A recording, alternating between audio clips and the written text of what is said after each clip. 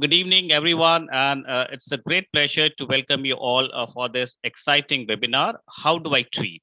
The Clinical Guidance Updates and Difficult Situation Management in Oncology. This is done under the aegis of Holistic Healing Trust, supported by Cancer Research and Statistic Foundation. Without wasting time, it's a pleasure to welcome and invite Dr. Sachin Gupta. He's Associate Director, Medical and Hemato-Oncology at MEC Super Specialty Hospital, Mohali, Convener and the Program Director. Good evening, Dr. Sachin. We give the floor to you for the further proceedings. Over to you, sir. Thank you so much, Tarunji. And thank you so much, Ryzen, for helping us out in organizing this meeting. And so we were conceiving this meeting for last now nearly 2 months, and we thought to include some topics of daily challenges, and a lot of data is coming which is difficult to comprehend and remember. And so some standard things are being discussed, but we have included a lot of topics where there are situations which are when we find ourselves really in a problem and decision making becomes very difficult. So we have tried to include few topics here, and with the lot of immunotherapy coming in, many targeted drugs, and so biological agents, and also how to use the molecular biology and testing. So this is another difficult area with us now. We are ordering a lot of tests, and we are seeing so many reports which are we have not seen before, and sometimes we don't know how to interpret these reports and what to do after getting those reports in our hand. And so lung cancer, and we know it's a very exciting time for lung cancer treatment. And 20 years back, we had hardly anything to do, same chemotherapy for everybody. But, my generation has now seen all these developments and how things have changed in last 2 decades with advent of targeted therapies, with advent of immunotherapies. And it's altogether a different ball game treating lung cancer. And so we have many exciting, topics, and very eminent speakers to do justice to these topics. And so we'll be starting our first session now, and Dr. Bharat Vaswani is there with us. He's a senior consultant medical oncologist and hemato-oncologist at Yashoda hospitals in Hyderabad. And so he'll be enlightening us on the topic new adjuvant immunotherapy in lung cancer. Are we ready? So this is another very new topic. It's a totally I think not hardly discussed before in any meeting. And so some recent data is coming on this, but we still don't know what to do with this, whether to use this. Even in adjuvant, things are not very clear, and it's difficult to incorporate. So now the data is coming for new adjuvant as well. So Dr. Bharat, the floor is all yours. Please enlighten us on this. Thank you. Good evening. Thanks to Dr. Sachin for a kind invitation. Thanks to my dear friend Tarun. Are my slides visible, Sachin? Yes. Wonderful. So let me start today's journey. I think exciting journey of today. I'll be the opener, probably KL Rahula, you can call me. Neoadjuvant immunotherapy in lung cancer. Are we ready? Now, a basic question, because cricket is probably the main game in India, which is the most important game changer in the field of oncology in recent past. If I have to summarize, it should be immunotherapy. The main thing that has really made a difference in the treatment armamentarium is immunotherapy. Of course, targeted therapy is there, but immunotherapy is more recent than what we call as targeted therapy. Now, the first question, why do you need additional treatment apart from what we give in a adjuvant chemotherapy? So when you look into the survival of resective non-small cell lung cancer, stage 1, 80%, but when you look into stage 3A, only 40%. So 60% will relapse in spite of giving the best treatment. Now, adding chemotherapy, either in a new adjuvant or adjuvant, improve your 5-year survival rate by only 5% with 11% reduction in the risk of death. Again, $1 million question. How do we improve survival? So probably more diagnosis in early stage, that is 1A, and more importantly, adding on or improving the efficacy of perioperative therapy. Now, this is something that we are the protocol. So most of the time we operate and give 4 cycles of chemo, And if it is targetable like EGFR, we give 2 years of osimertinib. Now, the thing is, neoadjuvant. Where do you think of neoadjuvant? So a stage 3A, single station N2 node, we give 4 cycles and then operate. So probably either of the two approaches good. Probably neoadjuvant, you can give all the patients. So here comes the more interest in neoadjuvant treatment. Now, this is something that we all know. Giving immunotherapy before surgery probably helps in treating micrometastasis better. More importantly, all our patients are able to take immunotherapy. And this is something that we know in breast. The treatment response is basically an indirect surrogate marker of whether the patient will survive longer or not. So here we look into it, pathological complete response and major pathological response, which means less than 10% viable tissue. This is something which is we'll be discussing in our presentation. So when I talk about neoadjuvant immunotherapy, single agent, dual agent, and a combination of chemotherapy with immunotherapy. The $1 million question again, what to choose and how to choose. So let me start with the first player, that is single agent immunotherapy. In all, there have been 7 big studies that has really tested the single agent immunotherapy. This included Nivo, Atezo, Pembro, and Durvalumab. Now, more importantly, if you see, these are smaller numbers. N is 21, 40, except for LCMC study, which Atezolizumab, which is 181. Now, when you look into the parameters that have taken as a primary endpoint, these are not the parameters we look into clinical practice. For us, either a PFS, event-free survival, or OS is the thing that we look for. So probably how practical these studies were, we don't know. Then there were 2 dual studies, which is Nivo plus Ipi, NeoStar, which we discussed in a lot of forums. 3 doses of Nivo, 1 dose of Ipi, going ahead with the surgery and giving chemo in the post-op. And there was a study of Reus. These are also smaller numbers. But when you look into it, probably this is also major pathological response and feasibility. Now start remembering. I have tried to summarize, which will help you in remembering. When you look into the enrolled patient in single agent immuno, these were stage 1 and 2 only. So the first take home message is, whenever you think of giving a single agent immuno in a neoadjuvant, probably the best patients are early stage 1 or 2. Now, when you look into LCMC study, this was probably the biggest study, and I'll be discussing the data. 1 to 3 cycles of immunotherapy are given, which includes Atezo 1 in Princeps, and there were 2 to 3 in various studies. Is the approach feasible? So that could be decided by the number of patients which go ahead and do a surgery. So when you look into the chart, 100, 92.5, 88, 96. So majority of the patients are able to undergo surgery. So this approach is feasible. Now, when you look into dual therapy, this is a bit toxic, I think so. The 67 and 81 lower side. So probably you have more attrition when you give a dual therapy, and that is the main disadvantage when we give a dual immunotherapy in a neoadjuvant setting. Now, the main thing, what is the primary endpoint? Now, initially, if you see the Fonda et al. Study, this was probably an outlier, I feel.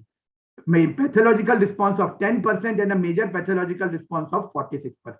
But if you look into the subsequent study, this pathological CR was not more than 10 to 15%, and the major pathological response was around 25. So probably a single agent immunotherapy may not be such a good idea, because when you switch into the lesion, and when you look into LCMC study, which is the biggest 180 patient, it was only 7% pathological CR and 21% major pathological CR. So the second take-home message is pathological CR is only 10% and major pathological response is 20 to 45% in single agent immuno. And when you look into dual therapy, it is quite bigger, 33 and 38% for 33 and 44. So when you look over for your pathological CR, dual immuno may be probably a better choice, probably, but the attrition rate 20 to 30% may not undergo surgery. Now, is there an effect with PD-L1 and TMB? The answer is no. Irrespective of PD-L1 and TMB, we can give our neoadjuvant immunotherapy.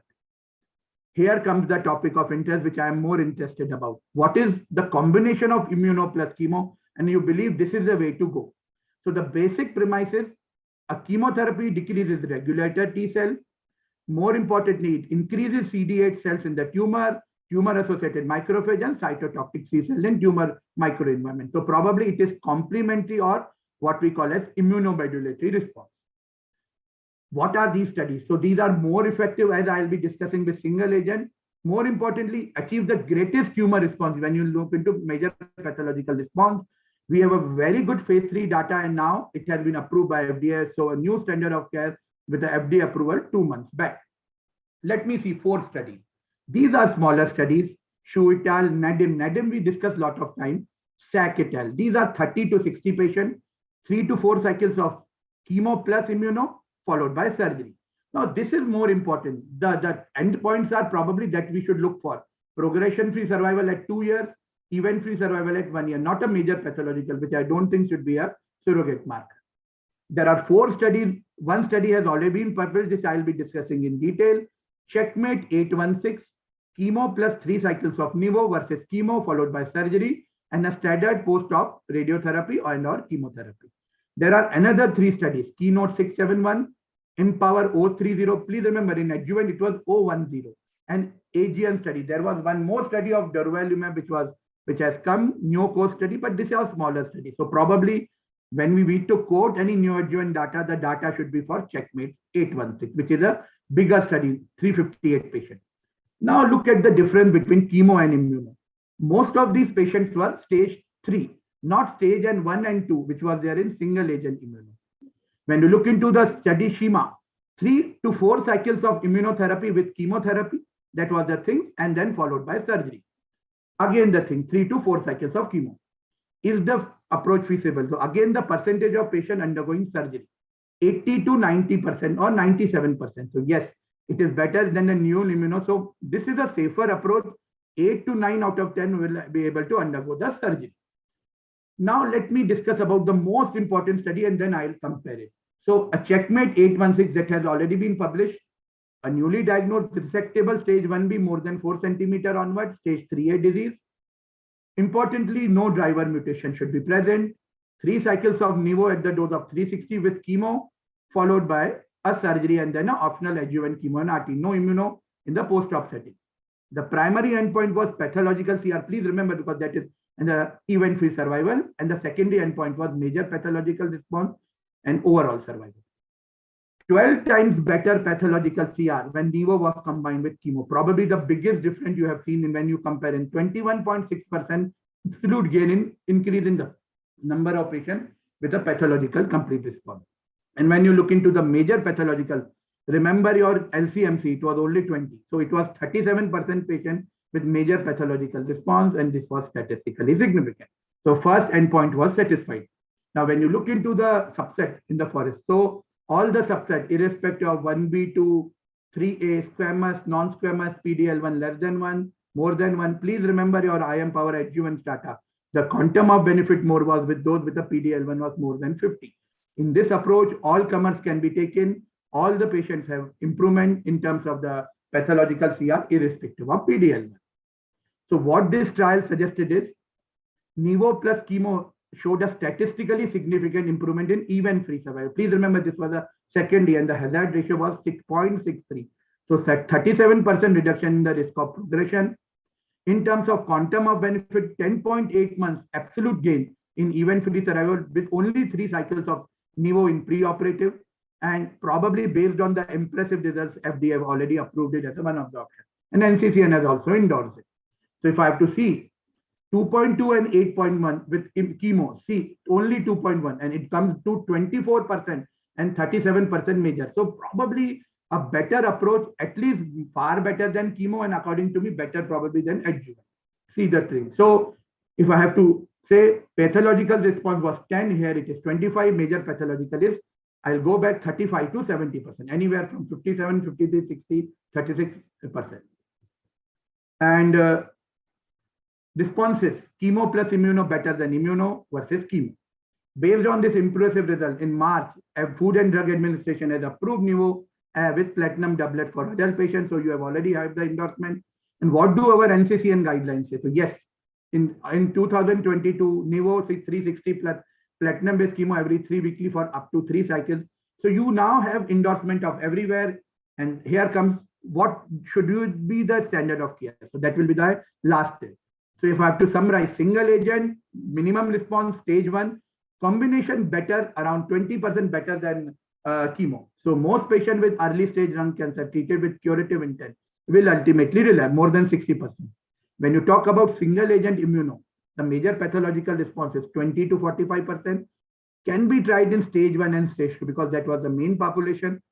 For me, the way to go is chemo plus immunotherapy increases your major pathological response to 35 to 70, and probably this is the way to go in the future. 4 trials going on, but we should eagerly await the other phase 3 studies with the other 3 going on, evaluating this approach. We'll have a lot of data in the next 3 to 4 years. So these are the things you need to remember: 20 to 45 and 35 to 70. So last but not the least, is this approach feasible? So neoadjuvant immunotherapy in lung cancer, are we ready? This was the question that I asked, and the answer is yes. The work is in progress. We have a FDA approval and now the NCCN approval also. I thank all, and I'll end mine with a famous quote of Lewis: you cannot go back and change the beginning, but definitely you can start where you are and change the end. I thank Sachin again and Tarun, my close friend, for a patient here. Yeah, thank you, Dr. Bharat. And so that was very excellent. In a very brief way, you have elucidated most of the points, and thanks for sticking to the time also. So that left we are left with a couple of minutes to have few questions on this. And so we have a plethora of eminent personalities here with us, and so we get hardly a couple of patients a year of early stage lung cancer who actually undergo surgery. And here the dose of nivolumab used is 360 milligram, which is a pretty high, and of course the cost would be also a factor, although sometimes we keep aside the cost when we are discussing scientific stuff. And so how about the feasibility? So in your practice, how would you would you be able to implement this data, and are you actually convinced to implement this vis-a-vis using these things in let's say adjuvant setting? Sir, few things I think is important. The main thing is only 3 doses of nivolumab, followed by surgery and then your adjuvant thing. So only 3 doses that is given. So if you even look into cost, you have to pay for 2 doses, maybe 1 dose may come free. So is it feasible? Another 3 to 4 lakhs. Now, what was impressive was the quantum of benefit. Now, when you look into your IM power 010, those with a PD-L1 of more than 1, the hazard ratio was 0.64. It was 0.48 for those with a PD-L1 of more than 50. More importantly, I feel is this is a cost-effective thing. And now we have an event-free survival data, which is more than 10 months improvement in event-free survival. So given 2 choices, whether I should use a Nivo, probably yes, sir, because whatever parameters have come are very good. We all know that increased response will ultimately translate into our overall survival. In breast also, we have seen everywhere. So 12 times more patient having a pathological CR. So that is, I'm really enthusiastic. 2 things: why? Affordable, yes, only 3 doses.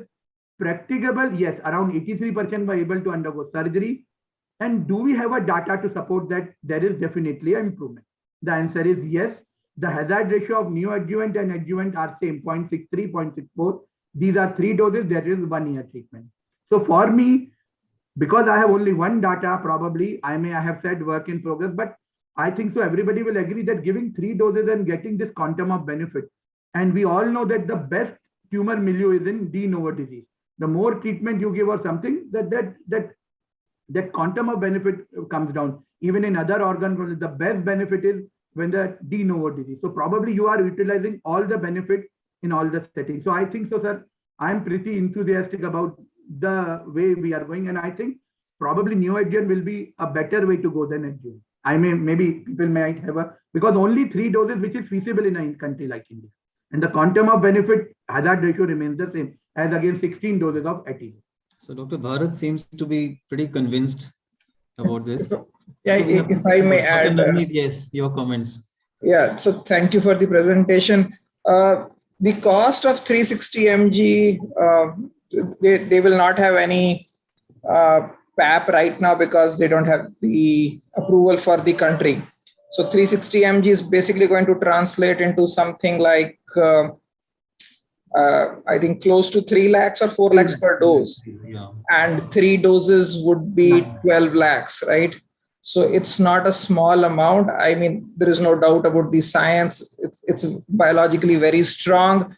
And we now have enough data from the metastatic setting that if you combine chemo with immuno, it works for almost all levels of PD-L1 expression, including no expression. Obviously, the quantum of benefit increases as does the PD-L1 expression. So for the biological basis is quite good. But I think right now the price is going to be the major challenge. For it's going to come up to 12 lakhs as a neoadjuvant therapy, and then the cost of surgery and so on. So I hope somewhere down the line they can bring down the prices or give PAP, and then we can probably get more patients onto it. Dr. Navneet, so given a choice, if you have a patient who is resectable early stage lung cancer, so and patient is affording, so you will be using this information now. Yeah, the data is pretty strong, right? We had so many other trials before that, including the earlier phase 2 trials and all that, which were monotherapy, and they were impressive. But this is what is really the most striking, because you are combining chemo with immuno, and therefore you are overcoming the inherent limitations of monoimmunotherapy, and you are getting a good pathological response, CR. Obviously, we will have to wait much longer for the OS data to mature, and sometimes OS data can bring in surprises despite having very impressive initial outcomes. So I think for our setting, we will probably need to wait for maybe a couple of years, 3 years. We'll have the OS data by then, and then you'll also have similar trials with similar designs bringing in their data. And right now, as we know that for the metastatic setting, it is pretty much clear what the evidence is. For the neoadjuvant setting also, you will have that much of data in 2 or 3 years' time. The only question is, what would be really subject to debate is whether you want to give the immunotherapy first, and then you do a resection and you have a PD-L1 of 80% in the resected specimen. Would you be tempted to give immunotherapy again or not? So those are questions for which we don't have the answers right now, and we just have to wait. Great. Thank you. I have a quick Thank question. you for those comments. May I ask Yeah. a question, please? May I? Yeah, I have important. Amit, very quickly. Yeah. So the possibility of hyperprogression with the immunotherapy and neoadjuvant setting, are we really concerned about it or not? Sir, what the data is available, that is not being documented in any of the data, more so in the phase 3 data. Probably that is probably not so much in lung, sir, as against other things. So we have not documented. The documentation is, if you see how many have not, and 83% was a surgery rate. So 17% were not able to undergo surgery. It was 9%, 9 to 10% for those who had a progression. And 7% due to some logistics things or technical things, they were not. So 1 in 10 is a thing, but that is lesser as compared to other things. The surgery rate was 83% when you look into Checkmate 816. And does it correlate with the EGFR expression, which normally is? Sir, we have not, they have excluded that. So no driver mutation to be taken. That was a exclusion criteria. Thank you. Thank you. Amit, I think we no problem. We have a panel discussion also. There we can break out these issues. Yeah. Thank you so much. And so, like, it's my duty here to keep things on time. So please bear with me. So thank you, Dr. Bharat. So really grateful to you for covering that. And so now we have Dr. Navneet Singh again. So Dr. Navneet, as we all know, he doesn't need any introduction. He's a professor in Department of Pulmonary Medicine at prestigious PGI MER in Chandigarh. And Dr. Navneet is, now writing guidelines for lung cancer for international journals and organizations. And so we have asked him to cover this topic of first-line treatment options for EGFR mutation positive non-small cell lung cancer, metastatic disease, and how to use this information in Indian patients across the spectrum of Indian patients. So Dr. Navneet, please. Thank you. And can you run the presentation from your end, please? I already sent it across. I just want to see, experiment with that approach also today. Thank you. All right. So I have been, as Sachin said, first-line treatment options for EGFR mutated metastatic NSCLC and how to do in the Indian scenario. Next slide, please. Next. Okay, so we are very happy when we get to see an EGFR positive report, whether be it the L858R and exon 21 or the exon 19 deletion, be it a biopsy specimen or a cytospecimen. Everybody's very, very familiar with that now. Next, please. So I will not talk too much of science in today. What are the background facts about EGFR mutations? They are the commonest druggable targets in metastatic NSCLC. Their frequency, which is largely in lung adenocarcinoma, is approximately 25 to 30% now. We have very clear data to that regards. We are also aware that treatment with an EGFR targeted drug is more effective and better tolerated than standard platinum doublet chemotherapy when you harbor the common sensitizing EGFR mutations, which is largely exon 19 DELs and L858R. And there are several EGFR TKIs available, first generation, second generation, third generation, as are multiple combinations of first generation drugs with either other targeted agents or chemotherapy. Next slide, please. And so I was part of this stage for NSCLC guideline update. This was for the driver alterations published last year. And I would also like to sound you that we are now coming up with another update which will get published in JCO this year for both the driver and the non-driver, indicative of the pace of progress in this field. Next, please. So as you can see on the left-hand side, if you have a sensitizing EGFR mutation, there are so many options, as I said, monotherapy or combinations. For the uncommon mutations, there are much less options. Next slide, please. So there are areas of uncertainty. First is, does the most effective treatment option vary according to the type of EGFR mutation? Second, which strategy, sequencing of treatment options or the best treatment option first, is the most effective and cost effective? And third, can available evidence from phase 3 trials be applied to the real world settings, especially for subgroups which have been excluded from these trials, like performance status 2, 3, and 4, untreated brain mets and comorbid illnesses. Next, please. So coming to the first question, which is the most effective treatment option based upon the type of mutation? Next, please. So if you look at the distribution of EGFR mutations, that is true for us and for a lot of centers across India and the world. Exon 19 deletions are the most common, roughly 2/3, followed by the L858Rs, which is approximately 1/4 of all mutations. And then all of the others are a small percentage. Importantly, exon 20 insertions are the third most common at around 5%, and the rest is all a handful. Dual mutations occur in 3%. Next, please.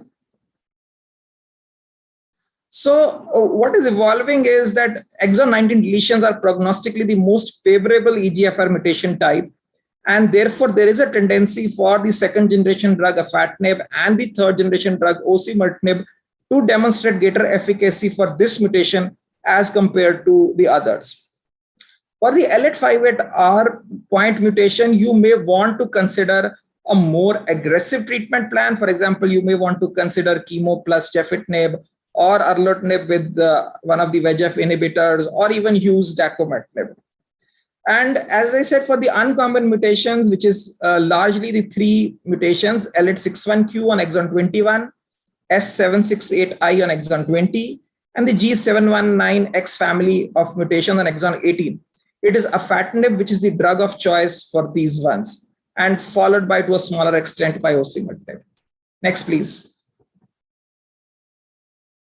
And coming to the exon 20 insertions, as I said, this is the third most common type of mutations. You can see that the drugs for this are completely different.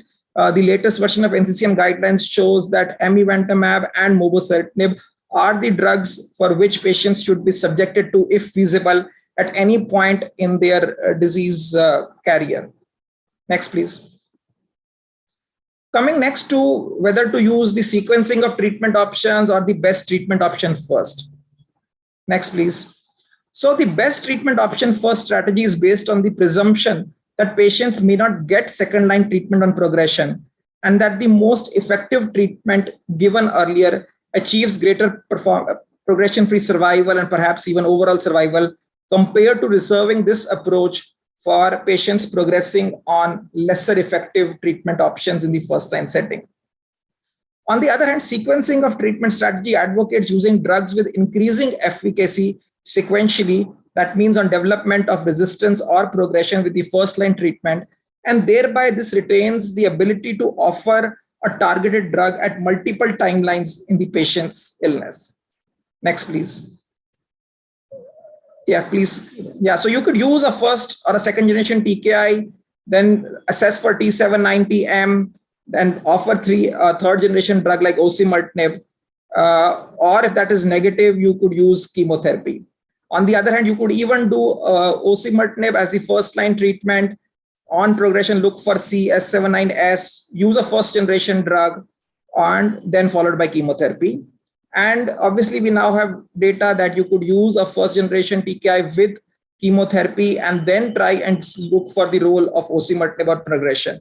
We are awaiting the FLORA-2 trial in which you are going to actually combine osimertinib with pemetrexed platinum. But then the question obviously there is that what do you do beyond that at progression? And also, how do you factor in the other resistance mechanisms and what is the exact role for combining VEGF inhibitors in this? So it's important to look at the numbers. If you look at the numbers, it does seem that when you use the FLORA trial design, which is using osimertinib upfront, you do tend to get the best overall survival crossing 3 years. But what one also needs to see that if you use dacometinib first, followed by osimertinib, you can almost achieve the same amount of overall survival. The important thing is that you use any approach, you will still end up getting much better survival, whether it is PFS or OS, than chemotherapy. And that you can do only if you test for an EGFR mutation and offer an EGFR drug. Next, please. So if you were to put all of these numbers into perspective, you can see that whatever trial design you decide to adopt in practice, or whatever strategy you decide to adopt in practice, you can very easily get PFS ranging from anywhere from 10 months to 18 months and OS crossing 2 years and even sometimes 3 years. Next, please. And so, next, please. Yeah, basically what allows a sequential approach is that a substantial portion of patients can be on effective chemotherapy-free treatment for a prolonged time period. Now, the last word about this has yet to be said because we are now integrating chemo with TKIs for more effective options. We have seen that with the gefitinib and chemo with the TMH trial and the Japanese trial, and we will soon have the FLORA-2. And if they were to show dramatically better results, maybe this would all change. Next, please. The third point was, can you use available evidence from phase 3 trials in real world settings or subgroups which have not been studied there? Next, please.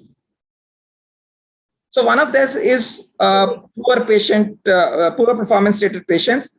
Now for PS2, my take is that they should receive EGFR TKIs in the standard dosing in the absence of any other comorbid illness.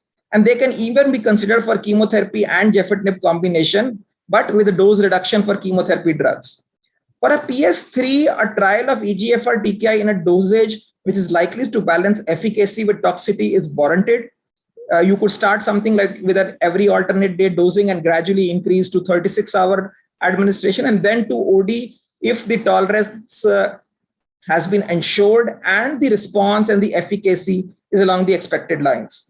PS4 is clinical discretion. I cannot say anything. It is left to the intense discussion of the pros and cons between the treating physician and caregivers. Next, please.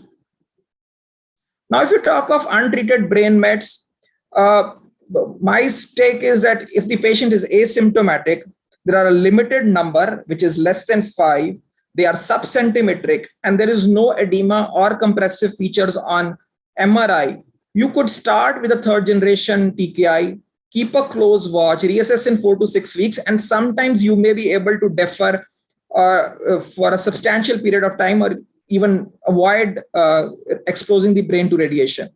On the other hand, if the patient is asymptomatic but has either multiple metastases or they are more than 1 centimeter, or there is presence of edema or compressive features, and if technically it is feasible, SRS or stereotactic radiosurgery should be attempted along with a short course of steroids as well as EGFR directed treatment, preferably a third generation drug. But if you have symptomatic large mets with significant edema or compressive features, I think then there is really no choice and one has to give steroids and WBRT along with an EGFR drug. Next, please. But we cannot get away from cost in our setting. And so this was a review which we published in Journal of Thoracic Oncology last year. As you can see that the cost varies so much. Osimertinib, arguably the best drug, is also almost 10 times or even more expensive than all of the others. And for generic gefitinib, erlotinib, it is much, much less. So there is no getting away from this. Next, please. So just to illustrate, I mean, I've put in 4 case scenarios with different EGFR mutations, presence or absence of comorbidities, brain metastasis, the extent of symptoms, willingness of the patient for chemotherapy, and whether the patient can afford or not afford innovator drugs. And therefore, these choices are going to depend upon these scenarios. So you have to take into consideration a lot of these things. And next, please. If you were to change any of these, the obvious choice will change. And so there is no hard and fast rule for this. In real world settings, in our clinics, we have to take into account all of these, talk with the patients and their caregivers, and then decide what is best for the patient. Next, please. So to summarize, there are multiple treatment options for EGFR mutated metastatic NSCLC. You can use monotherapy with any of the first, second, or third generation drugs. You can combine first generation drugs with either chemo or VEGF inhibitors. The important determinants of treatment choice is not single, but multiple. Topmost in our setting, cost of therapy, age, comorbid illnesses, presence or absence of brain mets, the extent of disease burden, what the patient wants, and what is the anticipated toxicity profile. Next. The most crucial part is ensuring that all patients with metastatic lung adeno and non-squamous histologies get tested for common oncogenic drivers, and I would include ALK with EGFR simply because of the frequency, and that they receive the appropriate targeted therapy if they are eligible. Because rest is all theory. If you do not test, or if it is tested, nobody has bothered to find out the report, or if the report is positive and the patient has not been offered treatment, it is not going to make any difference. So the message which needs to go across is have to test and offer the appropriate targeted therapy, whatever is most appropriate given all of the determinants of treatment choice is fine, but we all try to do our best. And the patients also want what is best based upon their affordability and other things. So I think I will leave it there. Thank you so much. Thank you, Dr. Navneet. That was very excellent, very elucidative, and is one of the best talks I have heard in recent times. As always, you have done justice to the topic and made things so clear. And of course, this topic is not a very easy thing since we have so many options and the cost variability. One thing I would like to again ask you, although you have covered a bit of it. So for, let's say, brain metastases are there and patient is affording. And so once whether we use radiation versus not use radiation. So your choice would be osimertinib first in that scenario? Right. So presence of brain mets is one area in which I have no hesitation in recommending osimertinib simply because of its excellent brain penetration and brain efficacy. I can do nothing about the cost, and we know there are no generics, but that is one area where osimertinib works wonderfully. However, the third type, which I said, when you have extensive brain metastasis, multiple large areas in which you are going to anyway require WBRT, SRS is not feasible, there osimertinib, usage is good, advisable, but even if you can't use it, is okay, because you're anyway going to do something for the brain, and the blood-brain barrier is going to be broken, and so the other drugs may also work in that scenario. Thank you, Dr. Navneet. I will request you and Dr. Bharat also to stay with us for next few sessions, and especially for the panel discussion as well. So your expert opinions would be, highly, solicited there also. And so thank you, Dr. Navneet. And moving on to our next very, awaited and exciting talk by Dr. Vijay Agarwal. So he's a lead and senior consultant medical oncologist and hemato-oncologist at Aster CMI Hospital in Bangalore. And so he would be enlightening us on how do I treat EGFR mutation positive metastatic non-small cell lung cancer after osimertinib failure. So we do see this situation a lot of times, and it's a very tough thing to handle. Once osimertinib, your best weapon, has been used already, now what to do? So, and I have myself faced this challenge many times. So I look forward to what Dr. Vijay has to tell us now. Thank you, Dr. Sachin, for asking me to give this talk. We have this is a comment from the more we use osimertinib, the more we face with we end up facing the situation. So we'll talk a little bit about how we manage post osimertinib patients who have EGFR mutation and then end up with progression on osimertinib. So we all know that osimertinib have a PSF of about 16-18 months, give or take, and then subsequently they all progress because of certain resistance mechanisms that develop.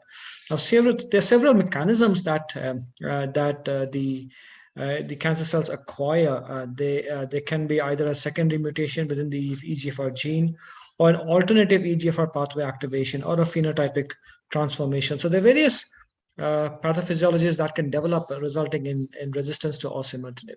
So you could essentially classify them into on-target or off-target mechanisms. Target meaning the EGFR receptor itself.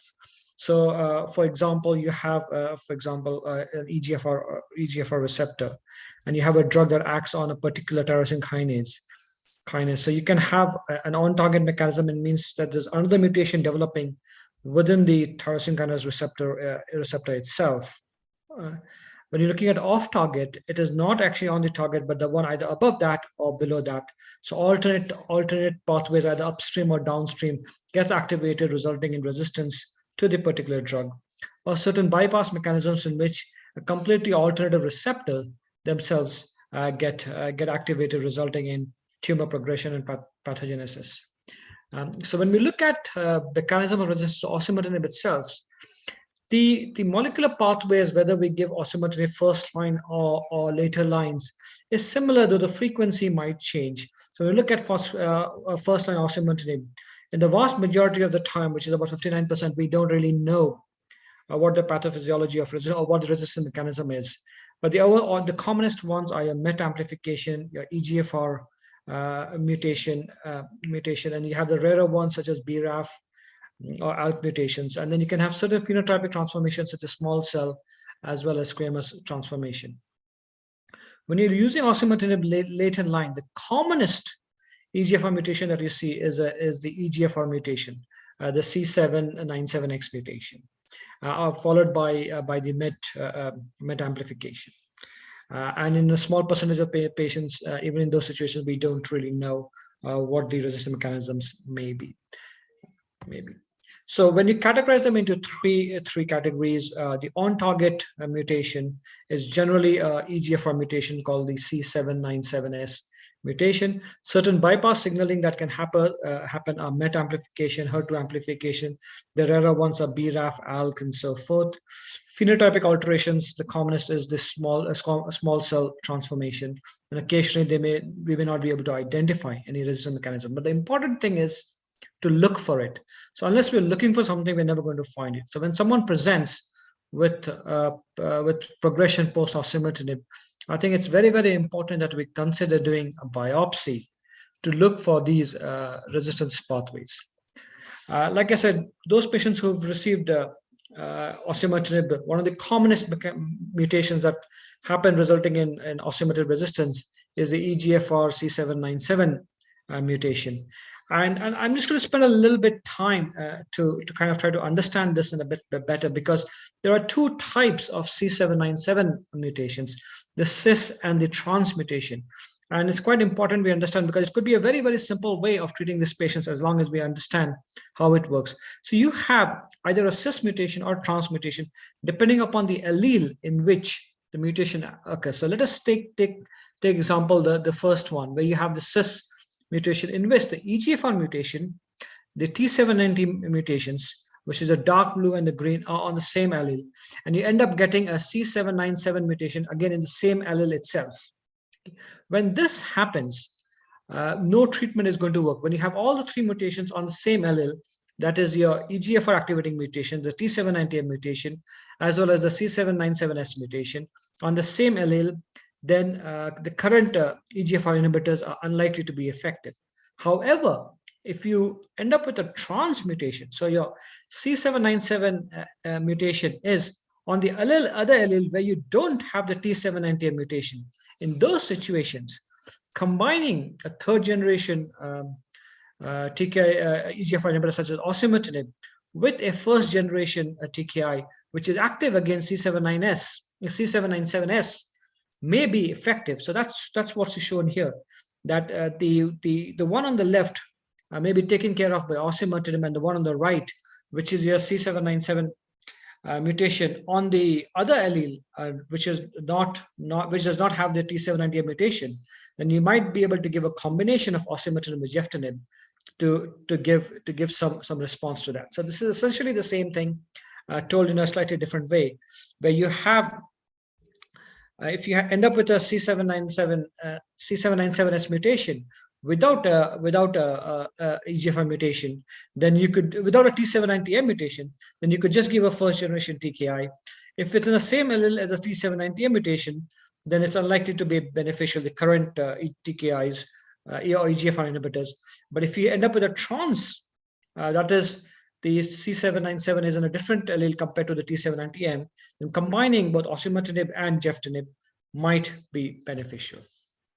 So we look at an ORCID study design, which is currently ongoing, an early phase study looking at those patients who developed C797 mutations following progression of osimertinib.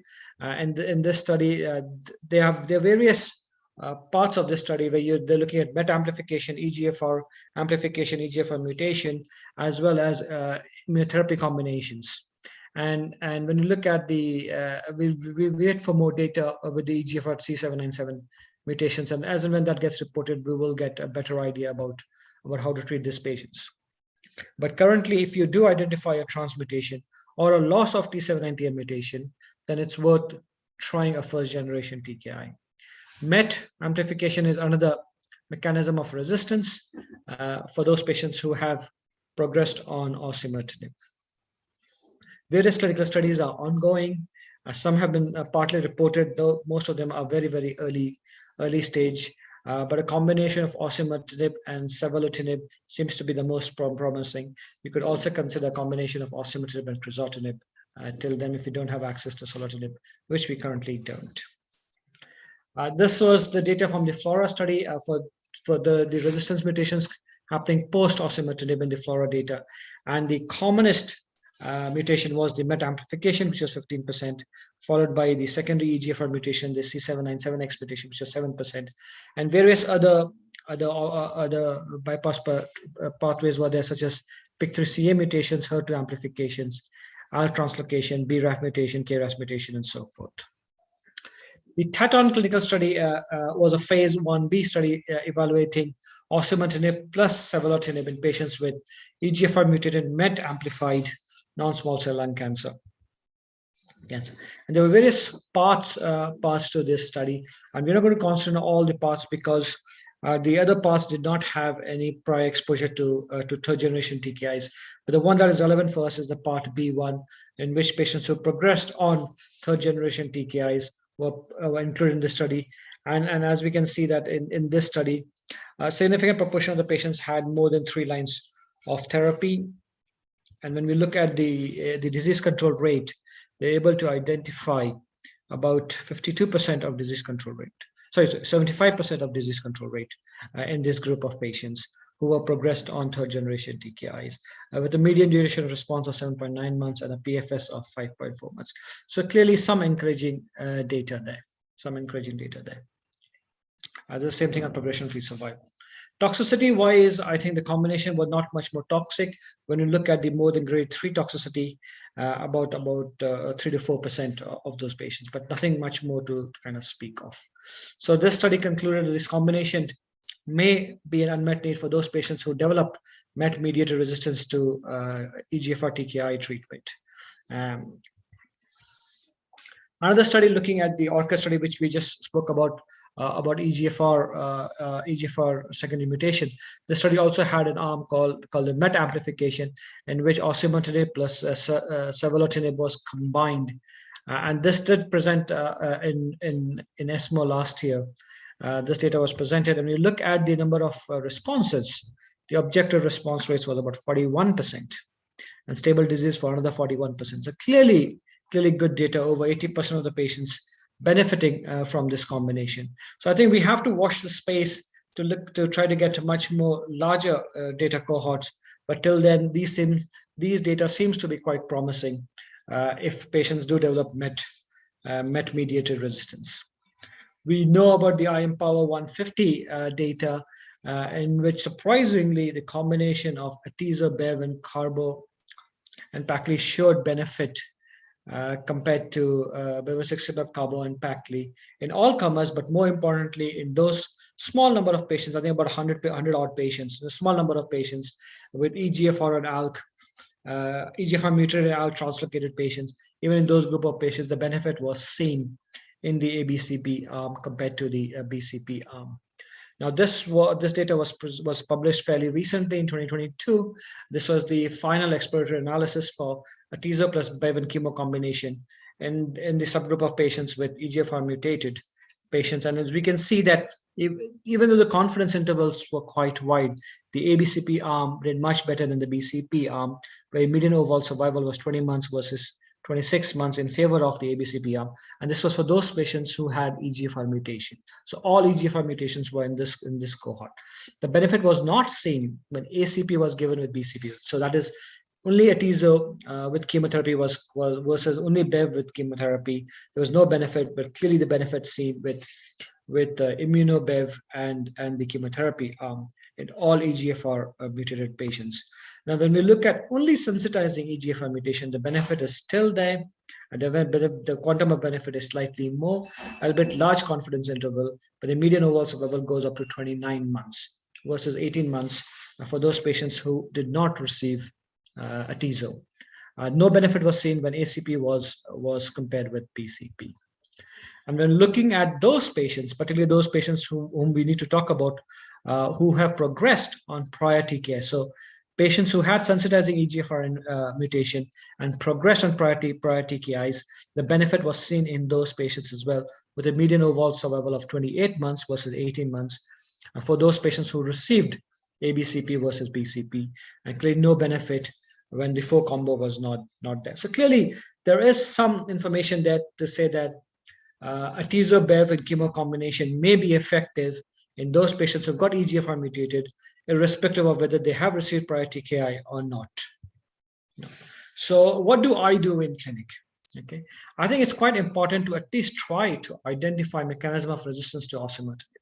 So ideally, we should try to do a biopsy, either a tissue biopsy is possible or a liquid biopsy, and try to look at markers that may not exist. And clearly, if they do exist, then we need to take some advice depending upon the biomarker that is identified to see further targeted therapy can be instituted or not.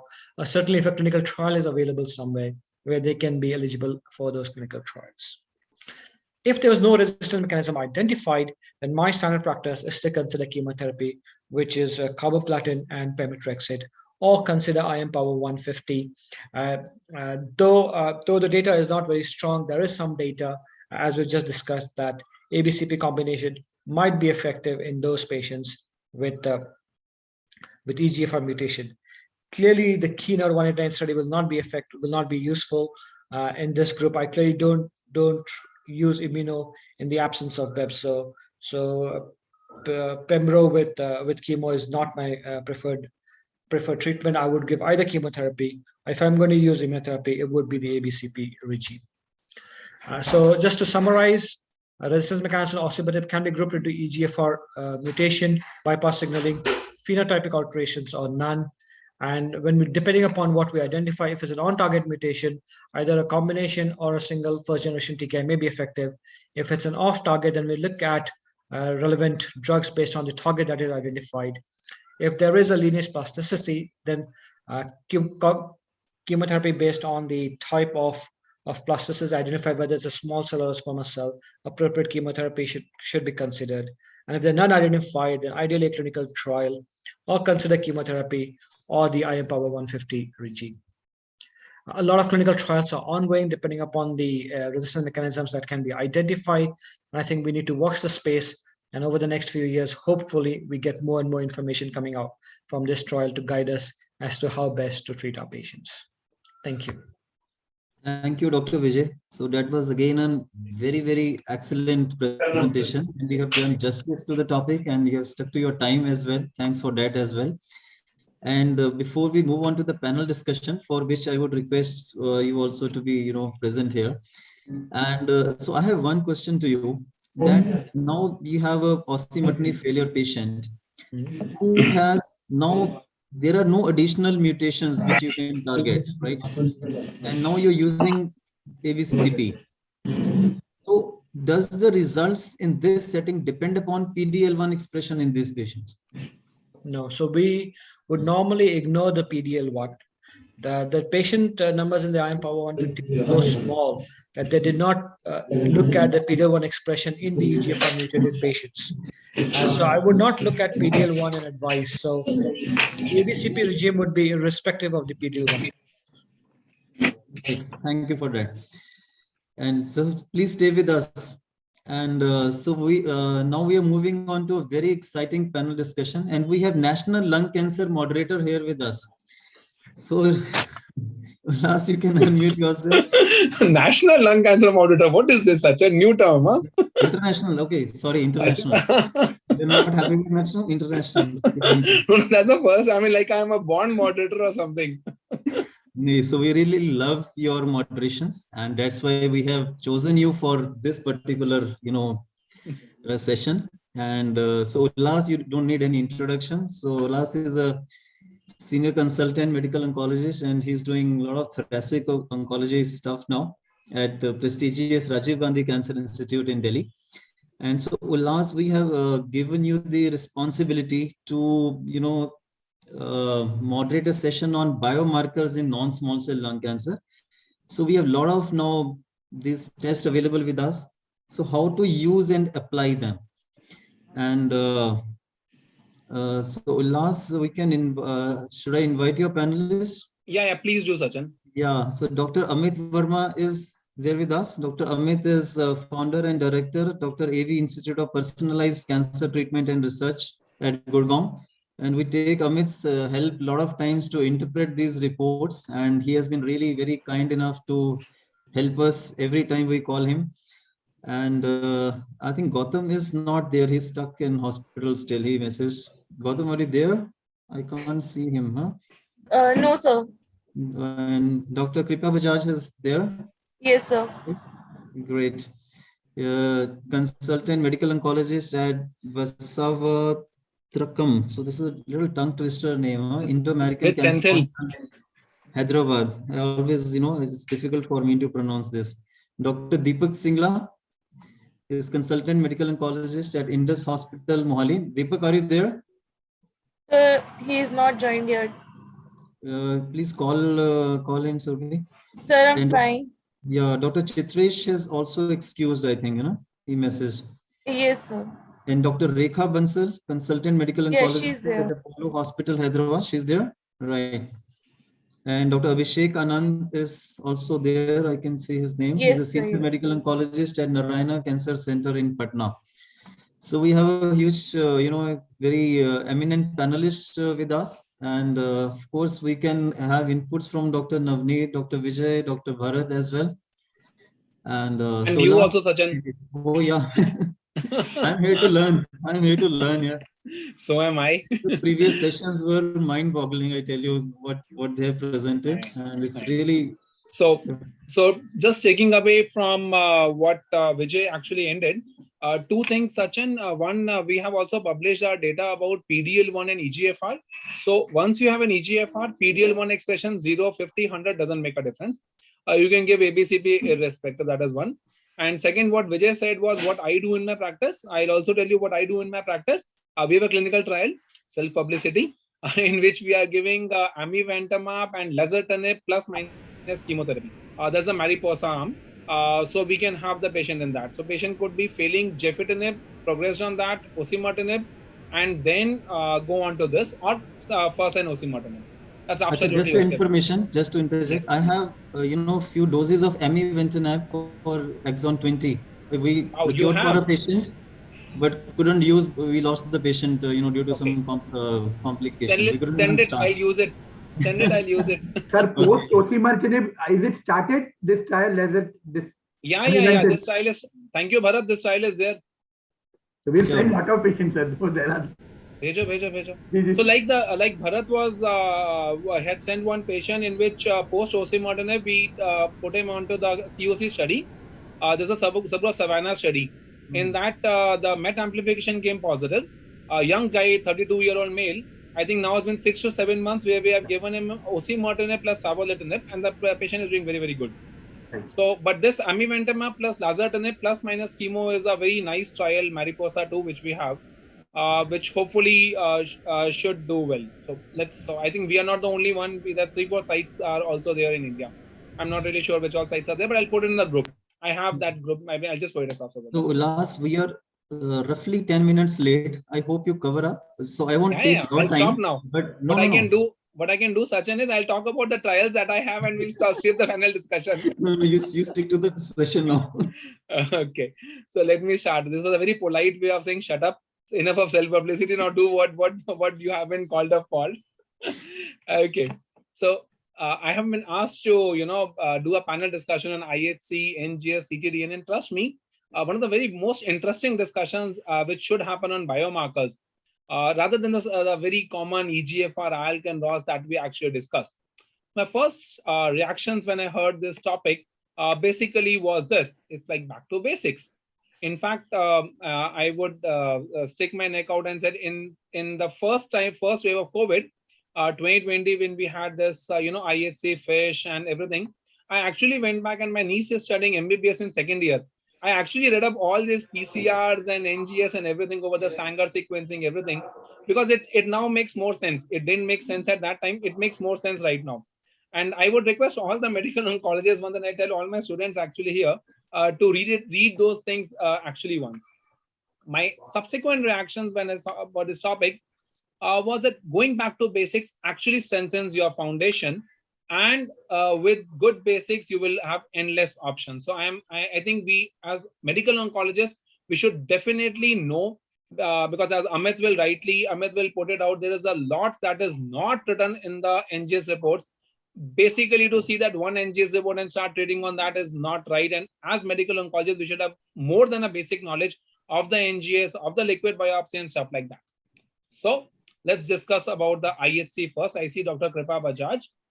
So Kripa, the first question is for you.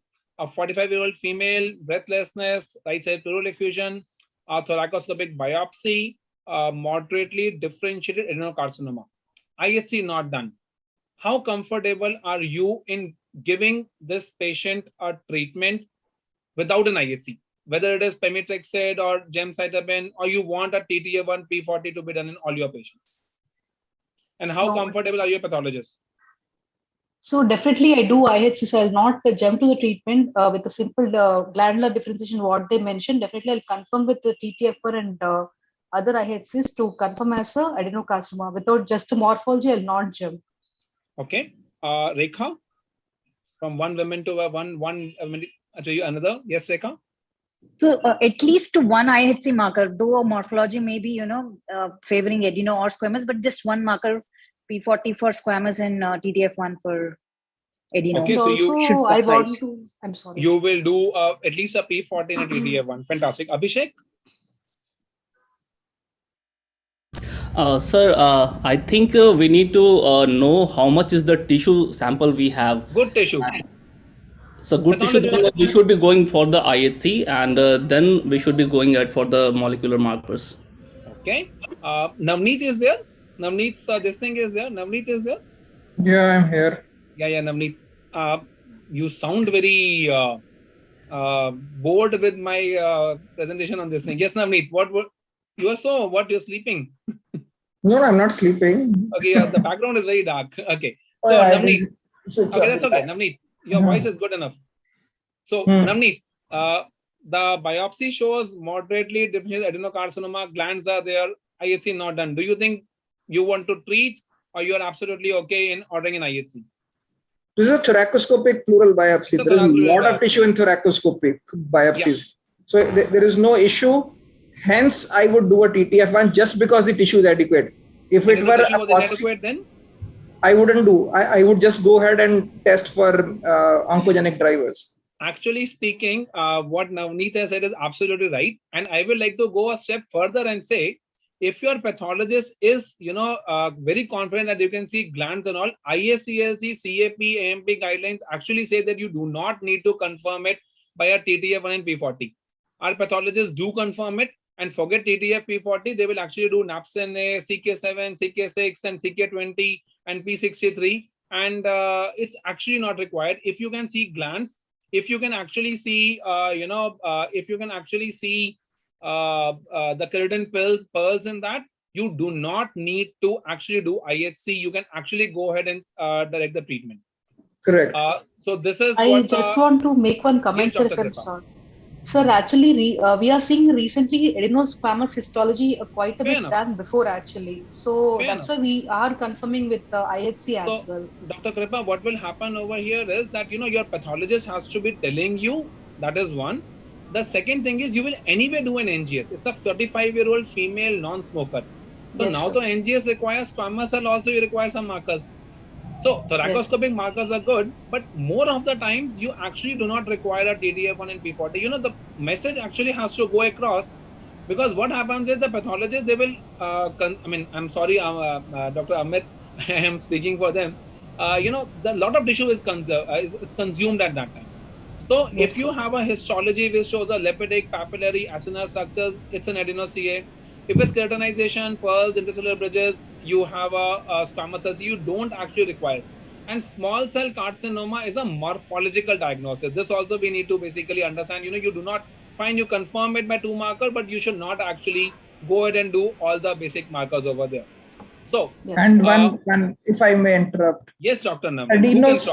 Adenosquamous is basically when you have a separate population of adeno and a separate population of squamous cells in the same tissue, not a tumor expressing squamous and adeno markers. If there is, the cell is expressing both adeno and squamous markers, it is to be taken as adeno. And a P40 positivity, my little bit can be seen in adeno. For a squamous diagnosis, you need strong P40 positivity and no TTF1 expression. For adeno, it's the other way around. A little bit of TTF1 is enough for adeno. Yep. And please be very okay, because, when you're doing this, we have had patients of thoracoscopic pleural biopsy in which TTF1 was negative, P40 was negative. We just have a patient who was CA ovary without anything in the adnexa. We had one prostate also, we had one thyroid also. So TTF1 positive, and if there is no obvious lung mass, look for the thyroid also over there at that time, but that's another issue. In adenocarcinoma, you have TTF1, CK7, NAPSN-A. So Abhishek, I'll go to you. Which one biomarker do you want to do for adeno? I mean, what does your pathologist say? Do they do all of them? What do they do? So again, it depends on how much tissue they have, and if they have a limited amount of tissue. In moderation. Now I'll rephrase my promise. In moderation. बहुत ज़्यादा नहीं है. सारा खत्म कर दोगे. अमित वर्मा के लिए biopsy नहीं बचेगा. NGS के लिए नहीं बचेगा. Yeah, TTF1 they will go, I think, and for the squamous P40. Yeah, so do not please go ahead and do all the markers over there. I have seen, BRP4, CK7, NAPSIN1, just 2 marker IHC. We had a 4 marker IHC to start with initially. Now we have only a 2 marker if it is P40, TTF1, and you have a radiological picture of a lung mass with everything. So you have to corroborate it with the clinical findings. If you don't have a lung mass, fine, you go ahead and do more markers.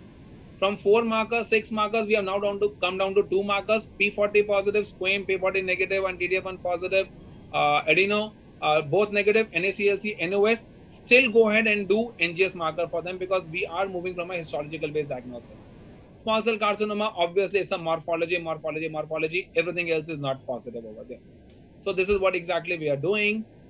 Now, IHC in the context of immunotherapy, Dr. Rekha, which clone are you guys doing? Does it really make a difference?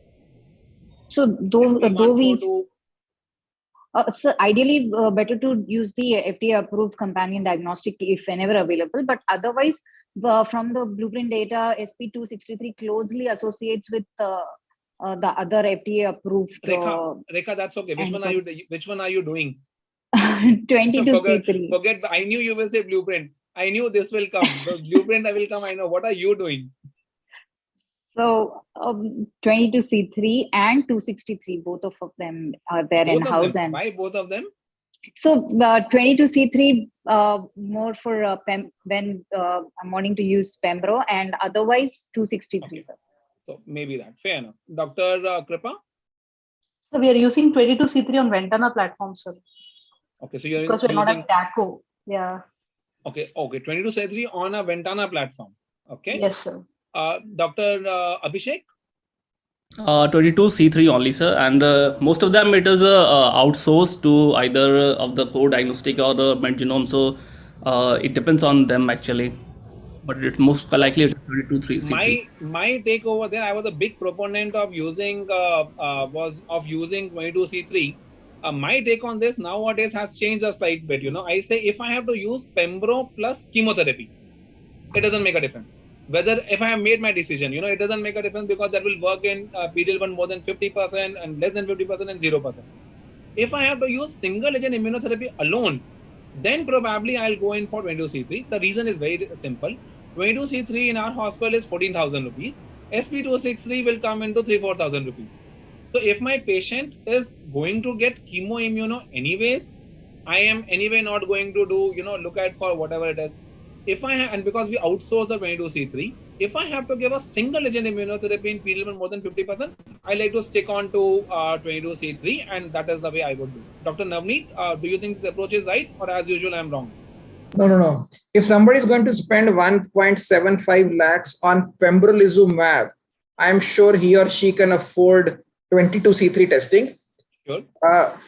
So my opinion, we do SP263, we did 22C3 in between for some research purposes.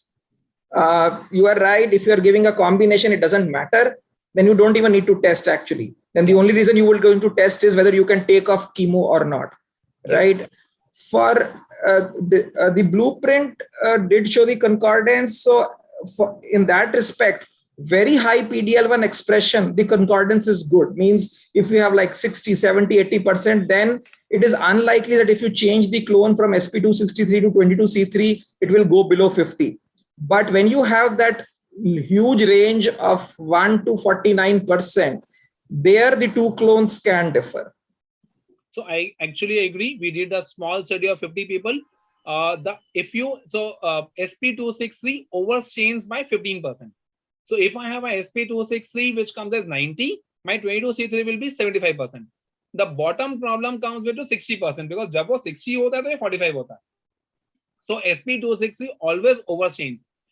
So my take on this is these two to me looked as the twins. This is the SP142 on the left side, which is slightly staining a little less. But then I am not the right one to comment on this. That's what I do. If I am using a single agent immunotherapy, and I think that's a very reasonable thing, we can actually go it. In that case, I will definitely do 22C3 over there. But Ullas, yes, sir. If you get 55% on SP263 and 45% on 22C3, is it going to really make a difference in response? Yes, in terms of my response to a medico-legal petition. Because if I give So that- pembrolizumab as a pembrolizumab, sir, PGI में रहना छोड़ दो, हम लोगों को बहुत करना देखना पड़ता है. चलो ठीक है, that part is separate. Yeah, so that is one of the most important things also over there. So again, Dr. Rekha, ALK, IHC, FISH or NGS? So ideally NGS, sir. No. What do you do? Ideally, mat bolo. So the patients who can afford, I'm doing multi-gene NGS. Otherwise, by FISH, sir. Okay, so NGS or FISH. Okay, Dr. Kripa. Sir, patient is we have two category, private and general. In private, it is NGS upfront. In general side, IHC by ALK, sir. IHC for ALK. Yeah. IHC Last, for concordance is there. Deepak has also joined. I can Okay. see his name. You can include him in the discussion. Deepak is deliberately not coming up in the firing line, no? That is why. So I'm going to talk about ALK in 2 minutes time. Dr. Amit, I will come on to that. Dr. Deepak, since you just joined, IHC or FISH or NGS? You are on Ross. mute, Deepak. Unmute. Oh, he is driving also. Let me not put across the. Deepak is driving a nice car with a roof, with a sunroof also over there. I don't have a car like that, Deepak. No, sir. This is vocal for local Tata Harrier only. Okay.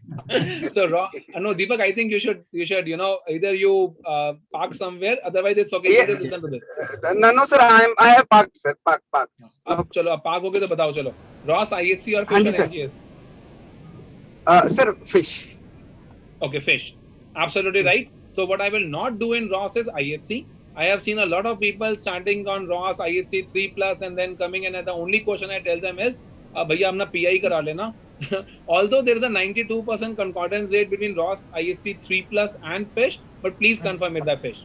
Fantastic. Dr. Kripa, IHC, Yes, FISH or NGS, MET? NGS, sir. NGS, like both RNA and DNA, we are doing like for lung cancer. Absolutely all right. So NGS is the absolutely right answer for that. HER2, IHC, FISH or NGS? Dr. Abhishek? IHC, sir.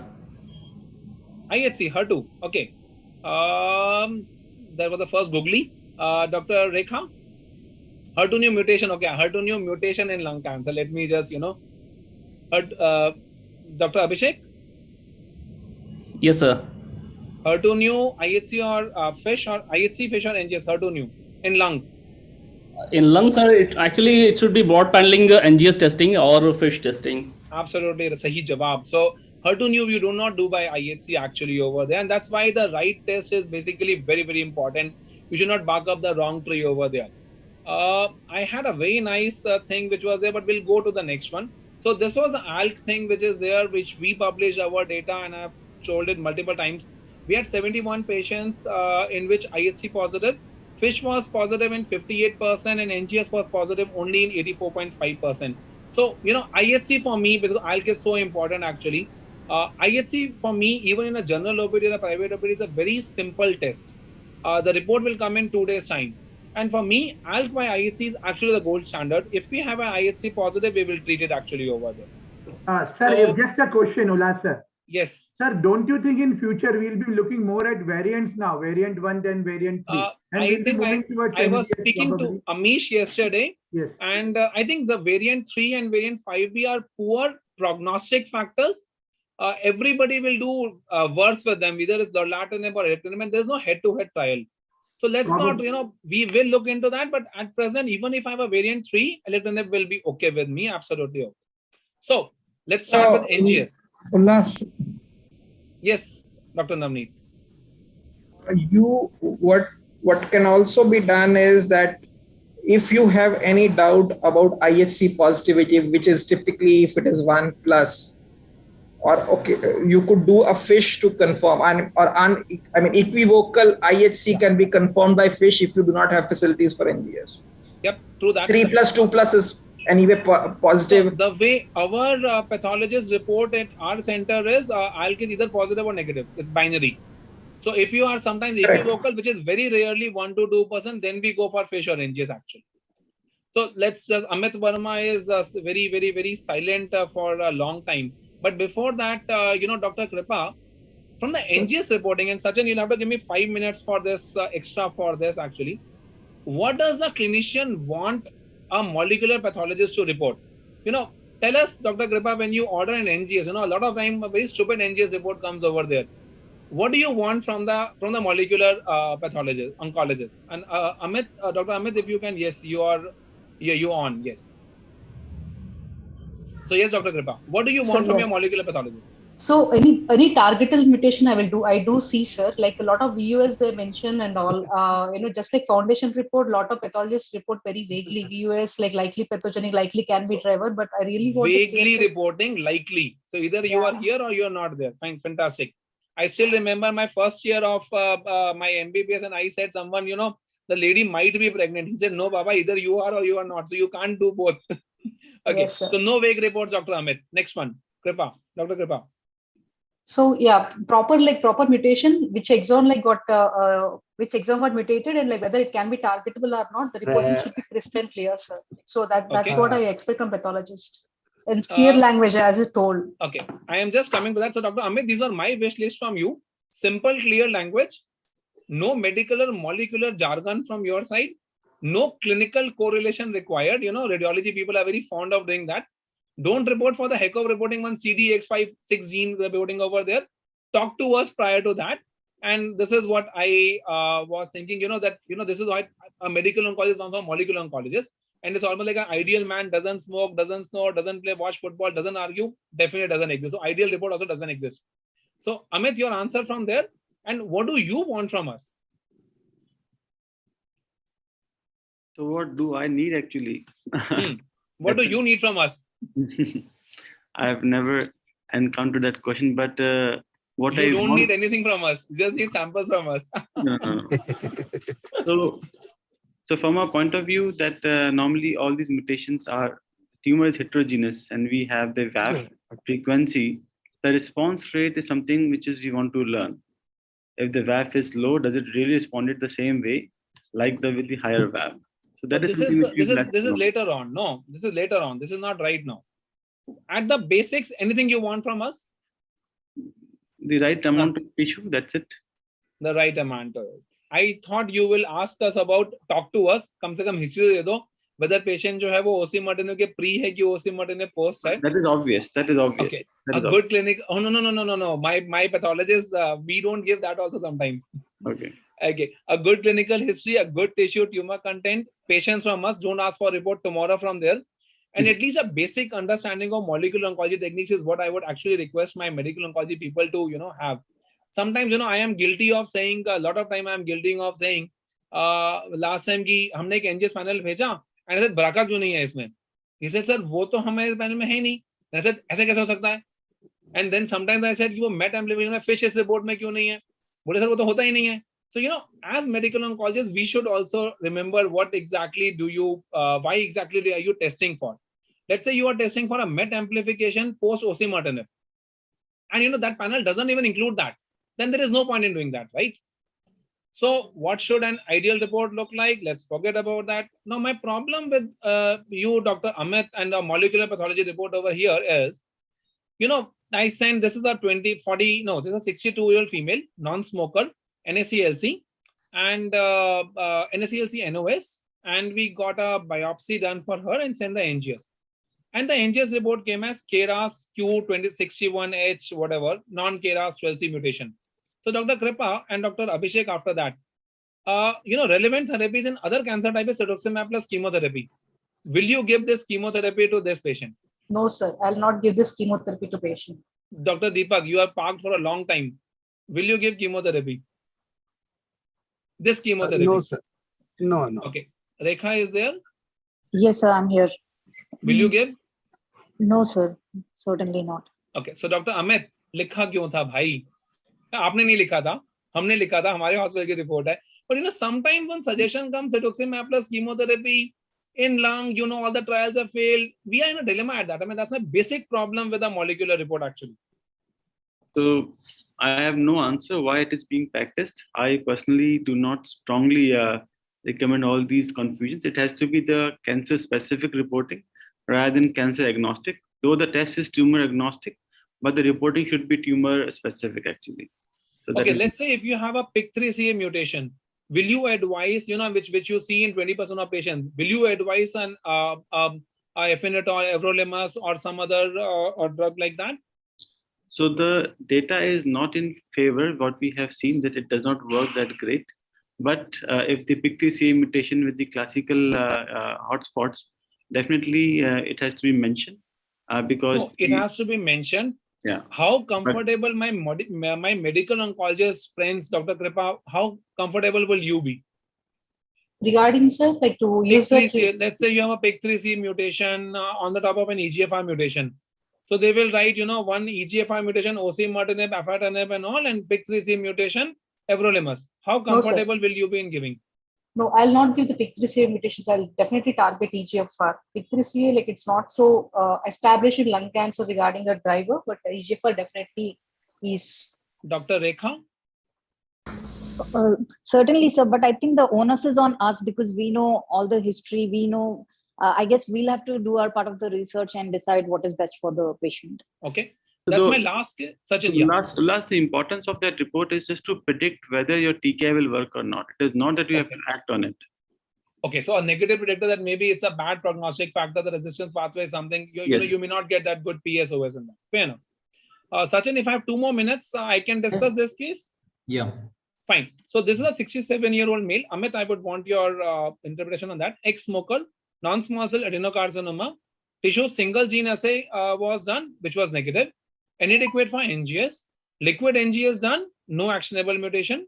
Pembro and chemo, keynote 189. After 8 cycles PD, he got a liquid biopsy done again, against my wishes, definitely against the wishes of treating unit. And the liquid biopsy was one again. This was the FMI Guardian report which came. And this basically came at met exon 14, skipping SNVs with a VAF of 0.6%. So I'll ask my medical oncologist first, and then Amit Verma. So let me go to Abhishek and Dr. Deepak first. Ladies have spoken a lot today.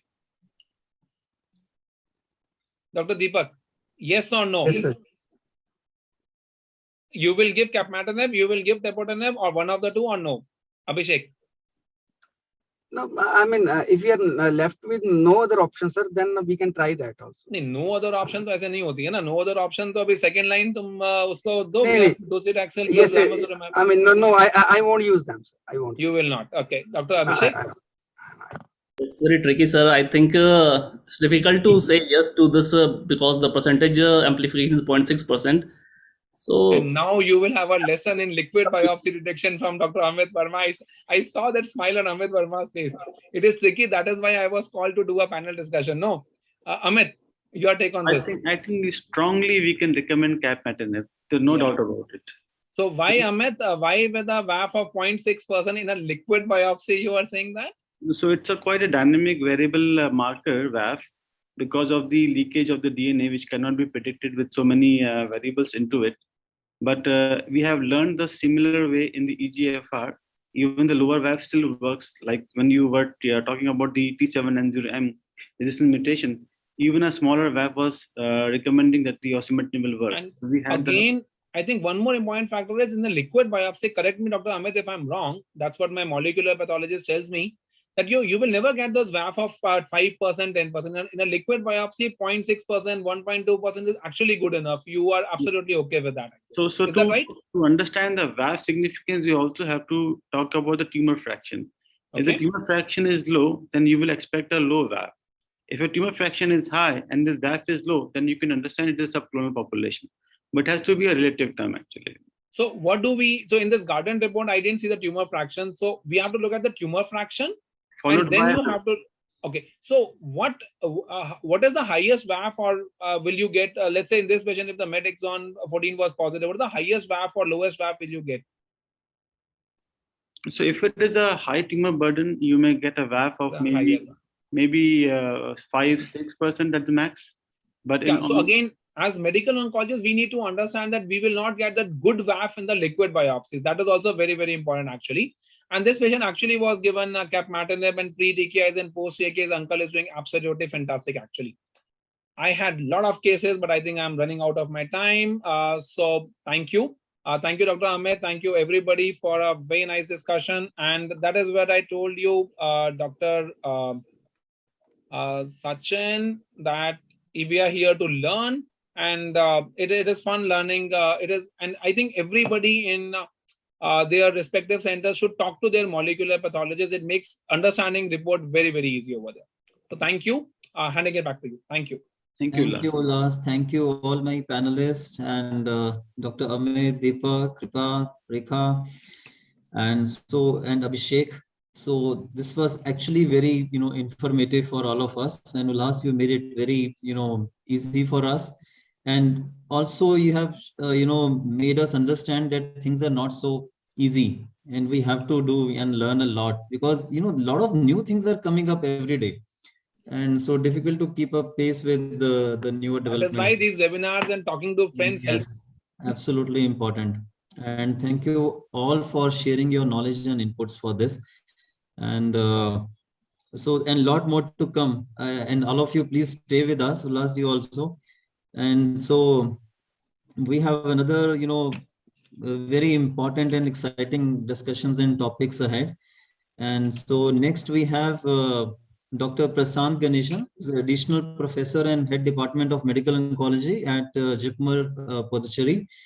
And so Dr. Prasant has, agreed to do this talk for us on a very short notice, and we are really grateful to him for that. And so he would be delivering a talk on management of uncommon mutations in metastatic non-small cell lung cancer. So Dr. Prashant, welcome, and thanks again for being here. Please unmute. Thank you, Dr. Sachin, and thanks to the team for giving me this chance. So it's a good opportunity for me also to update whatever needs to be read and consolidated. So that way, it's been a good experience for me.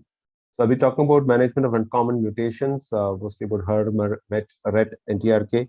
Many of them was touched upon in the previous panel discussion, I guess. So that makes my job easier. So this, we all know the mutation profile of non-small cell lung carcinoma. Almost 50% of patients will have some form of mutations if you do a proper next generation sequencing. Most common being the EGFR and the KRAS. And then there's a whole bunch of mutations which are all in the range of about 2 to 5%. So I'm not going to talk about the AL-cross here. I'm going to talk about the other uncommon mutations here. So the mutations are important because we can target them, and all mutations are not equal. So the survival with the target therapy of mutation can range from very good with the ROS and the ALK inhibitors, and not so good with the other mutations. But as we speak, every day new drugs and things are improving as we speak. So these are mostly what we call as driver mutations, that in the sense that they are able to transform a normal lung cancer lung cell into a cancer cell, and also they can induce a state of oncogene addiction, that is the lung cancer cell is dependent on this mutation for driving its growth, so that we are able to target it, and when we cut off the particular protein, we are able to induce cell killing. So these are the ones that we're going to talk about today: HER2, MET, RET, NTRK, NRG1.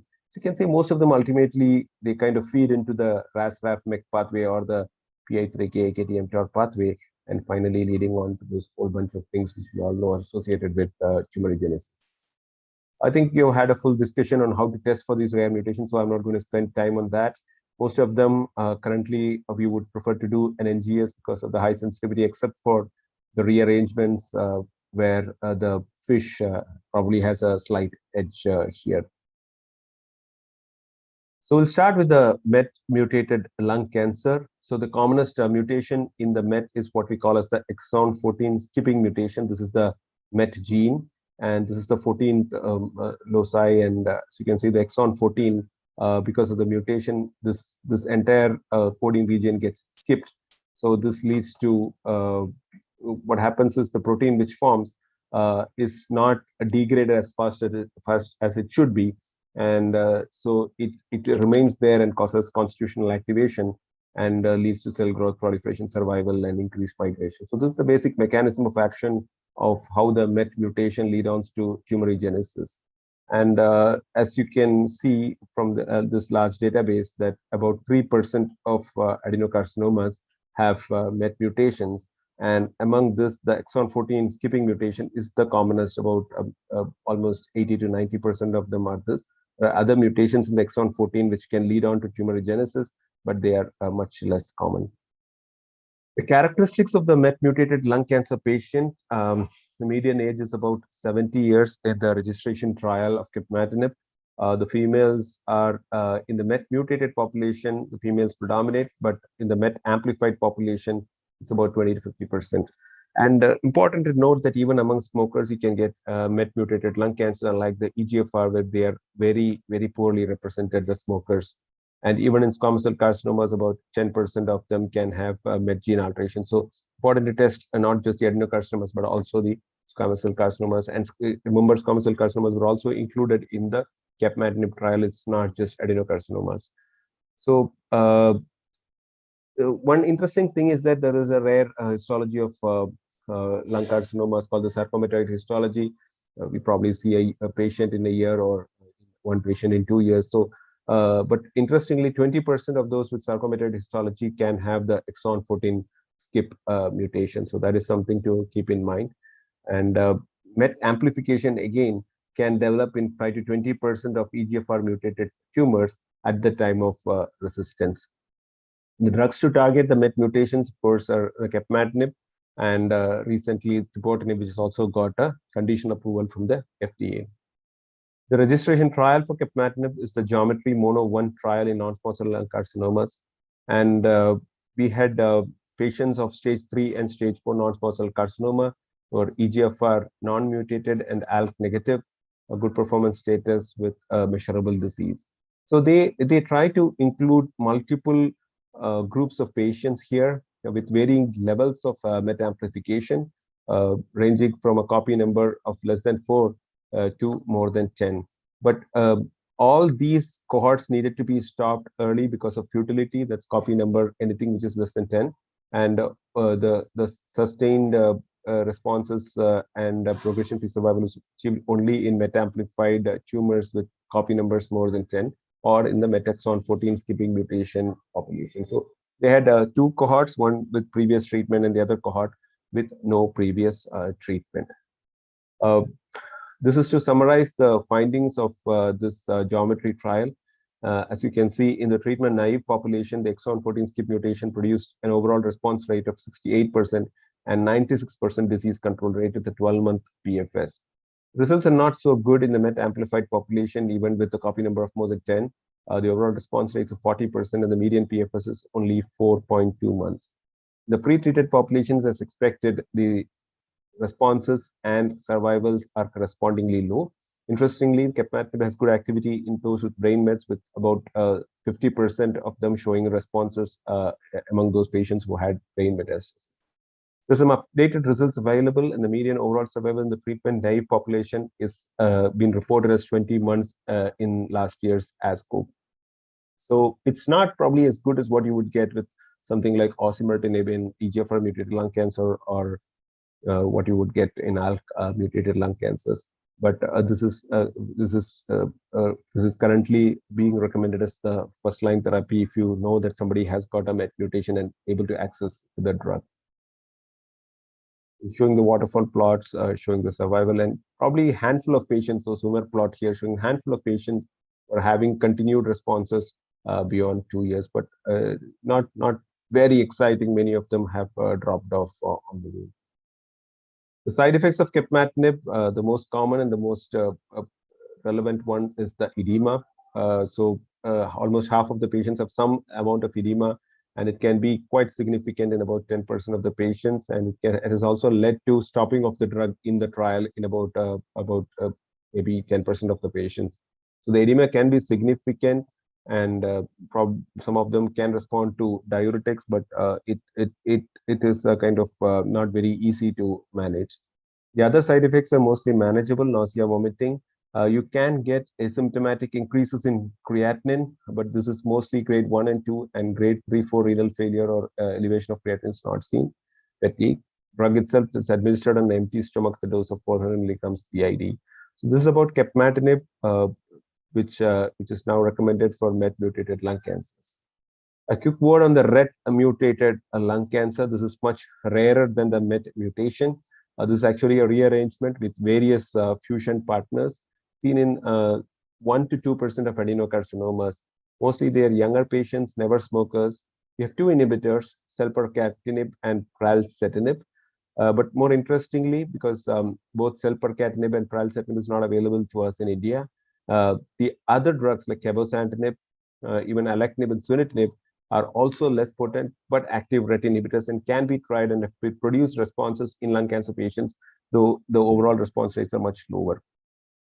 The registration study for selpercatinib is the Libretto study. 144 patients, 64 of them 64% were pre-treated. So among the pre-treated patients, the response rate is 64%, and in the untreated patients, the response rates are very high at 85%. And the median duration of response was 17.5 months. So RET mutated with the targeted therapy does quite well. The side effects with selpercatinib, the significant one is hypertension and hyponatremia. Pralsetinib, probably cross-trial comparison here, but response rates are lower than what you saw with selpercatinib. The response rates are about 60 to 70%. The hypertension again dominates the side effect profile here. This is showing the survival curve of selpercatinib and the waterfall plot from pralsetinib. What's interesting here is that you even get some complete responses with these agents. Move on to the NTRK mutations. NTRK is again a type of fusion, extremely rare in non-small cell lung carcinoma. The drug approved, which is a tumor agnostic approval, is larotrectinib, and more recently entrectinib. These are extremely effective drugs in a patient who has got the characteristic mutations. The responses happen in almost 80%, and most of them, the responses are quite sustained. So if we can find a patient, then this is a definite option, but unfortunately, the mutation itself is quite rare in lung cancer. NRG1 fusion involves the neuroregulin 1 gene, and this fusion actually feeds into the ERB2 pathway. Again, a very rare mutation, less than 1% of lung cancers. But interestingly, it can also develop as a mechanism of resistance to other treatments like the ALK-positive lung cancer.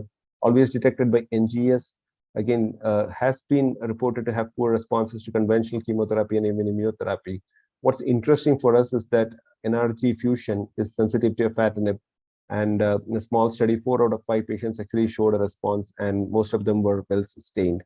So a rare thing, but interesting to know, because we have something which is quite inexpensive now and which we can use to target the NRG1 fusions. KRAS mutated non-small cell lung carcinoma. KRAS mutations are actually quite common. It's probably 20 to 25% of the non-small cell carcinomas generally associated with smokers.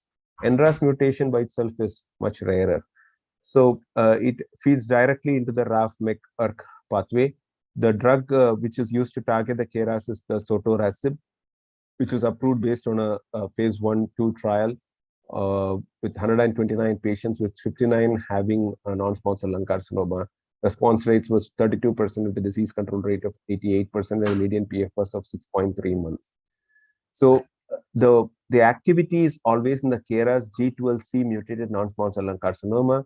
The other types of KRAS mutations are not sensitive to sotorasib, and as of now, we do not have very effective drugs to target the other mutations in the KRAS gene.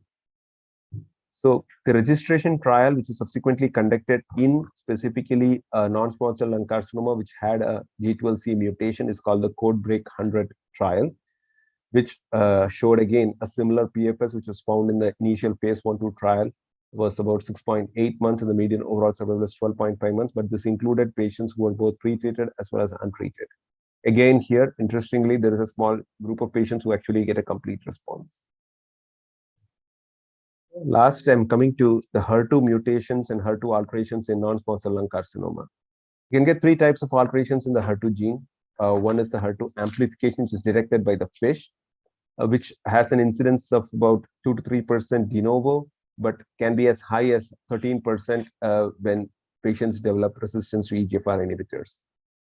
HER2 overexpression by IHC, depending on how you define this, it can be ranging from 3 to 38%. HER2 point mutations, which are detected by PCR or NGS, seen in 2 to 4%. Most of them are insertion mutations on the exon 20, which is similar to the exon 20 insertion mutations, a rare mutation just found in EGFR gene. The impact of these mutations are debatable. Some reports say that each of these have a worse survival, but again, it's being quite rare. The data is not very consistent. How to manage a HER2 altered lung cancer? As I said, the incidence is quite low, but it's usually seen in adenocarcinomas, more common in never smokers, majority are women. There's no standard treatment, nothing is approved at this point of time.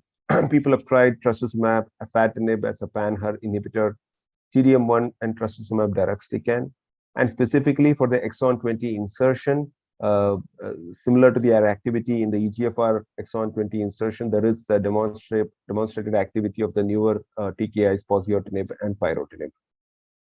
What we have in India in our hand is TDM1 and trastuzumab. The TDM1 has a response rate of 44% with a short DFS.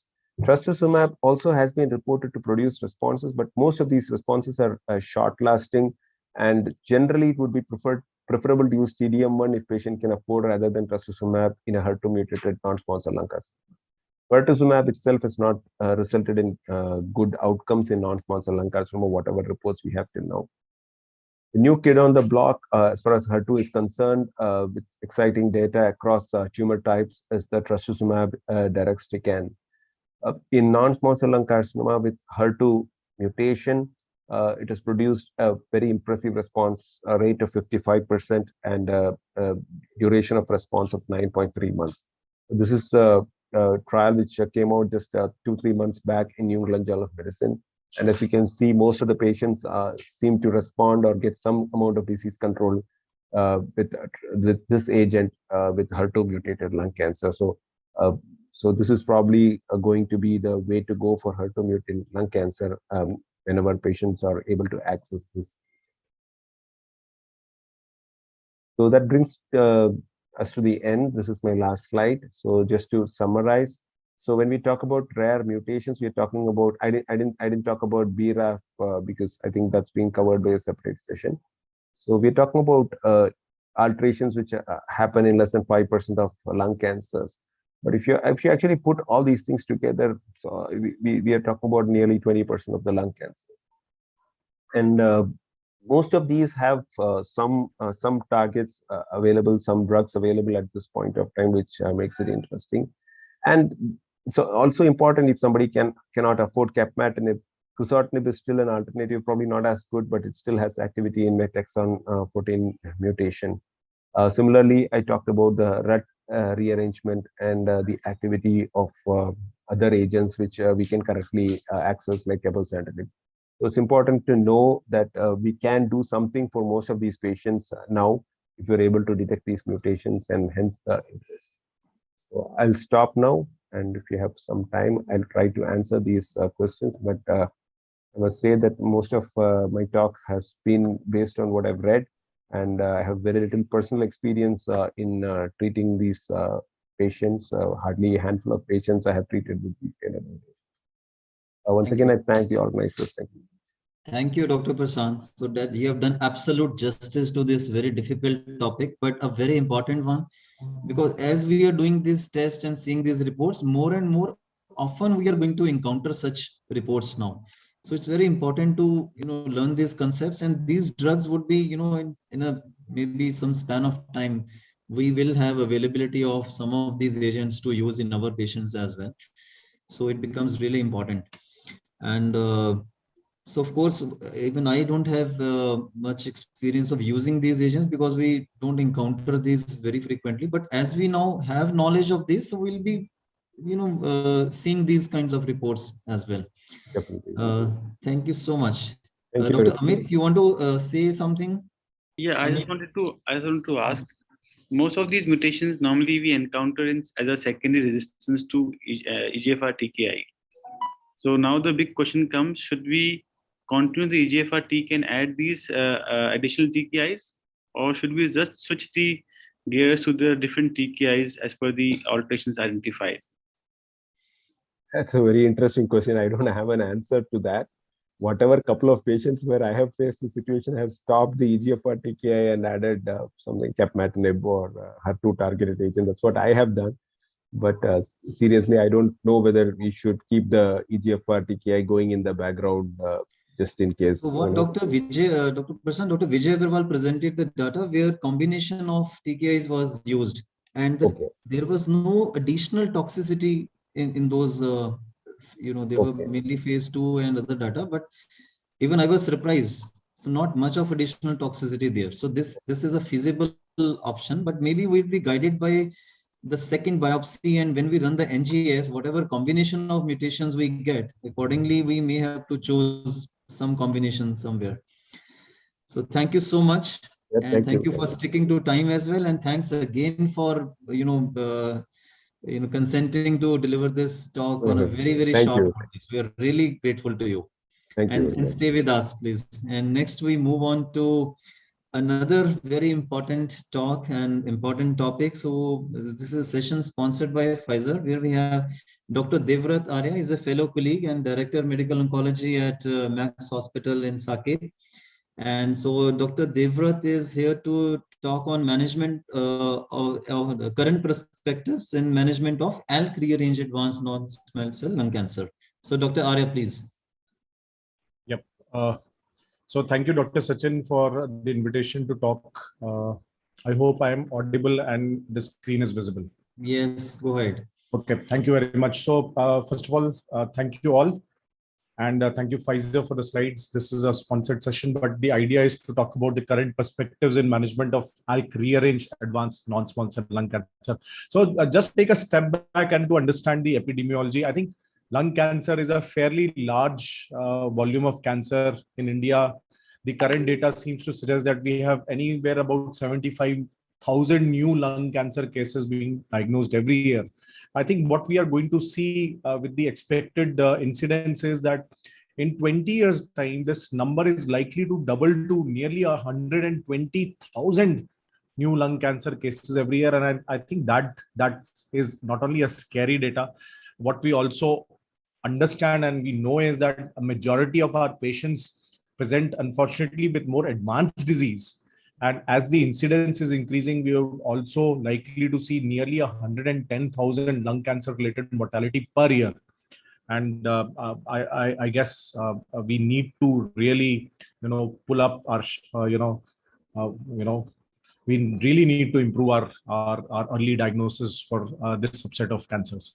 So we've all been excited by how the EGFR inhibitors have changed, outlook, changed treatment perspective for advanced non-small cell lung cancer harboring EGFR mutation. I think the discovery of EMF for ALK translocation in 2007 actually brought upon the possibility of an era where these mutations could be harbored, could be targeted with, ALK inhibitors, and it did come true with crizotinib, the first generation ALK inhibitor, which was approved for treatment for advanced ALK mutated non-small cell lung cancer. And very soon, there was this eagerness to, find not only more effective ALK inhibitors, but also, better tolerated ALK inhibitors. And therefore, we've had the second generation ALK inhibitors, which have included ceritinib, alectinib, and brigatinib. We then had, their approval in this first line usage in 2017. And then third generation lorlatinib was also discovered in 2019. And in 2021, we have now the US FDA approval for lorlatinib in the first line setting. Now, we know that ALK rearranged non-small cell lung cancers actually account for 3 to 5% of all advanced non-small cell lung cancer. We know that they're more common in younger age, never light smokers, typically in adenocarcinomas. And we've had now 5 ALK inhibitor TKIs, which have been FDA approved since 2011. We have had the first generation crizotinib, now the third generation lorlatinib. I think what has evolved with from one generation to the subsequent generation is the fact that the potency of against ALK has improved, the activity against all ALK mutations has improved, and so has CNS activity. So over the next few slides, we'll go over some of the data with particular attention to lorlatinib. So these are the results from Profile 1014 study. This was crizotinib versus chemotherapy in the first line setting. This was one of the pivotal trials which actually propelled crizotinib in the first line setting, and it did show that compared to a standard platinum-based chemotherapy, those patients who had ALK rearrangement could derive a progression-free survival advantage with the addition of crizotinib, with about 31% patients being progression-free at about 18 months. And the overall response rate with crizotinib were also much higher at 75%, comparing to 45% with chemotherapy. We've had some of the updated analysis. Remember, there was some crossover which was allowed. So median follow-up of about 45 months with crizotinib. The median OS with crizotinib has been not reached versus 47.5 months for the comparator arm. And I think we've had meta-analysis to suggest that ALK inhibition does lead to an improvement in overall survival. And with crizotinib also, we saw that the hazard ratio for death was 0.76 with crizotinib.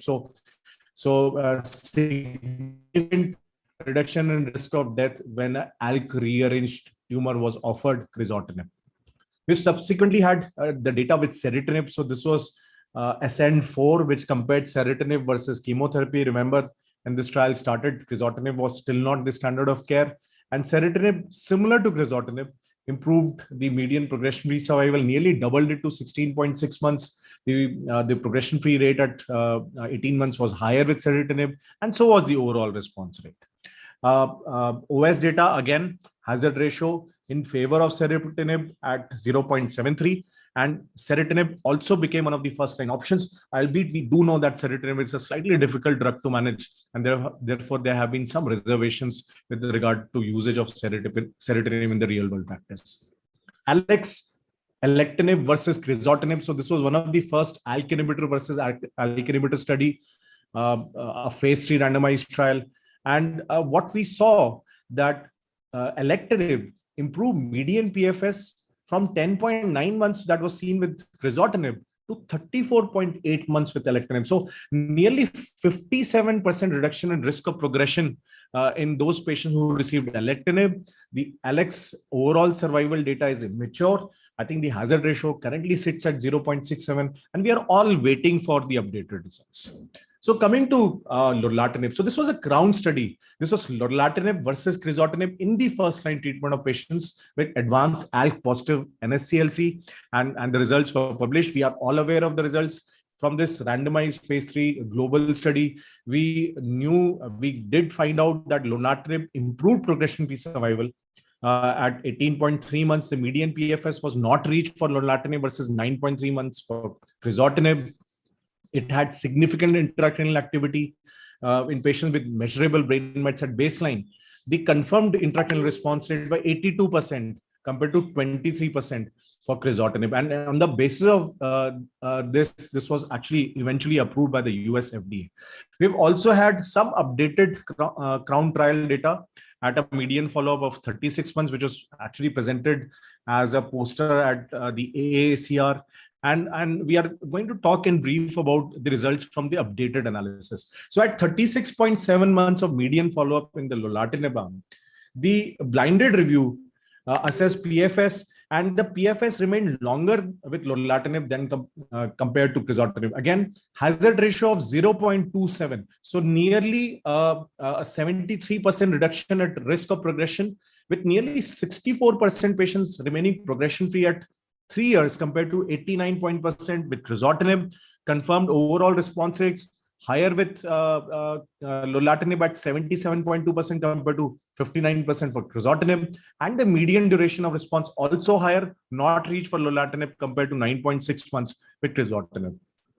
So this is the summary of overall intracranial responses. Higher overall response rates with lorlatinib, 77 versus 58. When we talk about patients with baseline brain metastasis, whether measurable or not, overall response is seen in 65% patients with lorlatinib compared to 18% with crizotinib, with complete responses in nearly 60% of lorlatinib compared to 13% of crizotinib. And when you look at those patients who have at least one measurable brain mets, their response rates are much higher. So 83% for lorlatinib compared to 23% for crizotinib. And again, CR rates very impressive at 72% for lorlatinib compared to 7.7 months for crizotinib. So this is a summary of data for the first line ALK TKI studies.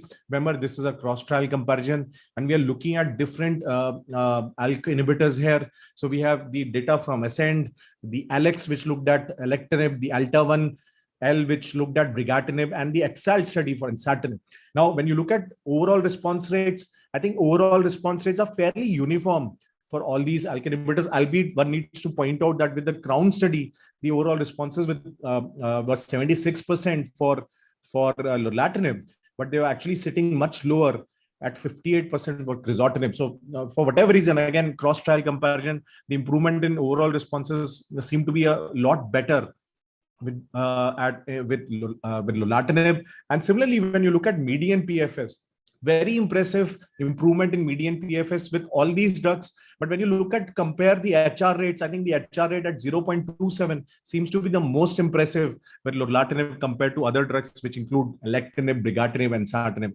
Again, cross-trial comparison. So, this is what this is the data that we have, but and this is how it looks like.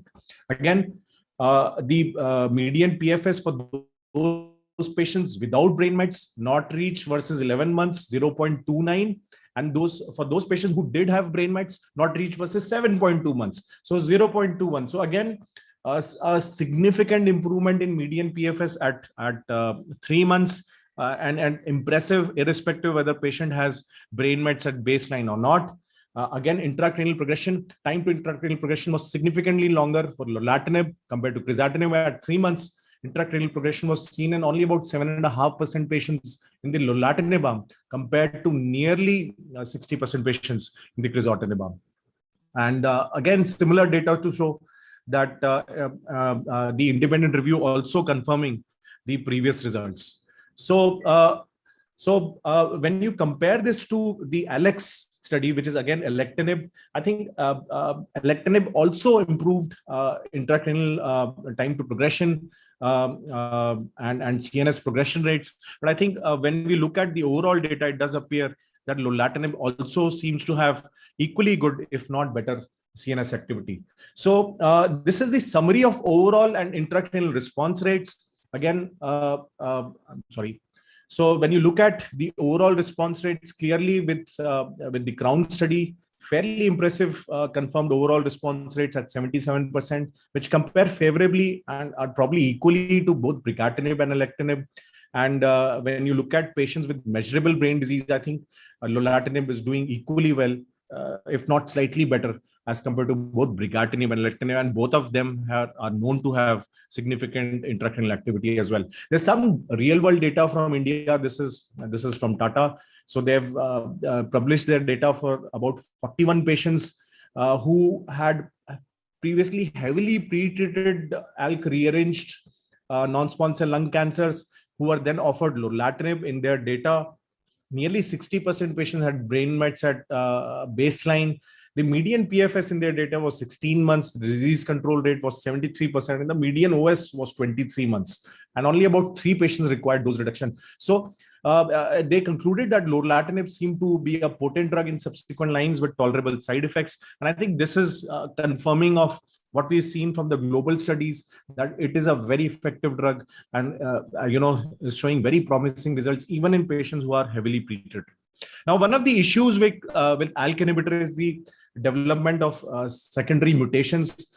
We know most of the patients on crizotinib and also a significant number, in fact, most of the patients on alectinib will also have progression. We know that while some of these mutations are responsive to the second generation ALK TKIs, we also know mutation like the ALK G1202R are only exquisitely sensitive to lorlatinib, and therefore that's why we have data to suggest that lorlatinib is the drug of choice not only in the second line setting, if not used in the first line setting post crizotinib, but also alectinib. But what we have also seen is that with the delay in usage of lorlatinib, there may be development of monster mutations, and some of these mutations may not be that sensitive to lorlatinib. And we also now have data to show that the longer the more delayed you use lorlatinib, the more later lines that you use lorlatinib in, the median PFS is going to go down. And we all know from preclinical studies that lorlatinib is as a pan inhibitory agent. It suppresses the emergence of single ALK resistant mutations, and therefore the hypothesis is that the upfront lorlatinib use could significantly delay or suppress on target resistance. I think this is what is brought about by the latest version of NCCN guidelines. So when you look at the first line treatment of ALK rearranged advanced non-small cell lung cancer, all three agents, alectinib, brigatinib, lorlatinib, are recommended as the preferred category 1 options. Again, we don't have head-to-head comparison, so very little direct data to pick one over the other. We can make our choices based on the profile of the individual drugs, the toxicity profile, and so on and so forth. But even for those patients who've progressed on first or second generation ALK inhibitors, lorlatinib retains activity, and particularly lorlatinib is effective in the ALK G1202R mutation harboring disease. Last few slides, adverse events from the CROWN data. The study did suggest that those patients who were on lorlatinib had higher grade 3 for adverse events, sitting at 75% for lorlatinib compared to 57% for crizotinib. What's very important to understand is that while nearly 50% patients actually needed, or nearly 20% patients needed a dose reduction, adverse events leading to permanent discontinuation of lorlatinib was only about 7.4% compared to 9.9% with crizotinib. And this is another slide. When you look at discontinuation rates and compare, and again, this is a cross-trial comparison, we know all of these drugs have their own individual tolerability profiles. We know we need to optimize care, optimize adverse event management. But we also know from these data that when you talk about alectinib, we are looking at potentially 14% discontinuation rates because of adverse events, brigatinib 13%, and ensatinib 9%. And then CROWN, we are looking at about 7% discontinuation rates. So final slide, I think the landscape for ALK rearranged non-small cell lung cancer is rapidly evolving. There's a growing body of clinical evidence that is defining treatment sequence for patients. I think the older treatment sequence was crizotinib, followed by the second generation ALK inhibitors, which could be sedatinib, alectinib, or brigatinib. And for a significant number of those patients who progressed on a second generation ALK inhibitor, lorlatinib was the third line choice. But I think there's data now to suggest that lorlatinib has significant activity in the first line setting, and therefore it has added to our armamentarium in the treatment for this subset of patients. Thank you very much for your patient hearing. And with that, I hand the stage back to the organizers. Thank you very much. Thank you, Dr. Devra. So as usual, you have done justice to this topic and beautifully elucidated the data and even the comparison with other agents. And so that brings out the point that at least in ALK positive disease, the best weapons first makes a lot of sense here. And rather than using the lorlatinib or alectinib later on, using them first makes a huge difference in the outcome. And so a later use is a lot of mutations, a lot of other things happening. The responses may not be that good later on. I think we are running a little late, so I won't be taking up any questions right now. And so they will stay with us for next few sessions. And the next we are moving to Dr. Kunal Jain, who is Assistant Professor, Department of Medical Oncology, AOI DMC Hospital, Ludhiana. And so this is a Novartis sponsored session where Dr. Kunal Jain would be covering the topic targeted treatment for BRAF V600 and MET exon 14 skipping mutated non-small cell lung cancer. Dr. Kunal, please. Good evening, everyone. Thank you, Dr. Sachin, for inviting me for this meeting and also giving the opportunity to discuss about this topic, which I must say some of the data I had also to go through for the first time. So without further delay, so I am able to share the screen. Okay.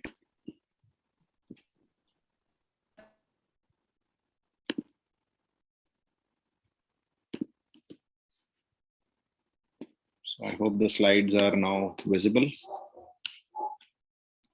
Yes. Yes, sir. Great, thank you. So over the next 10-15 minutes, I'm going to discuss about two other targets which we have been looking over the last few presentations. So I'll be focusing mainly on BRAF V600E mutation and MET exon 14 mutated NSCLC.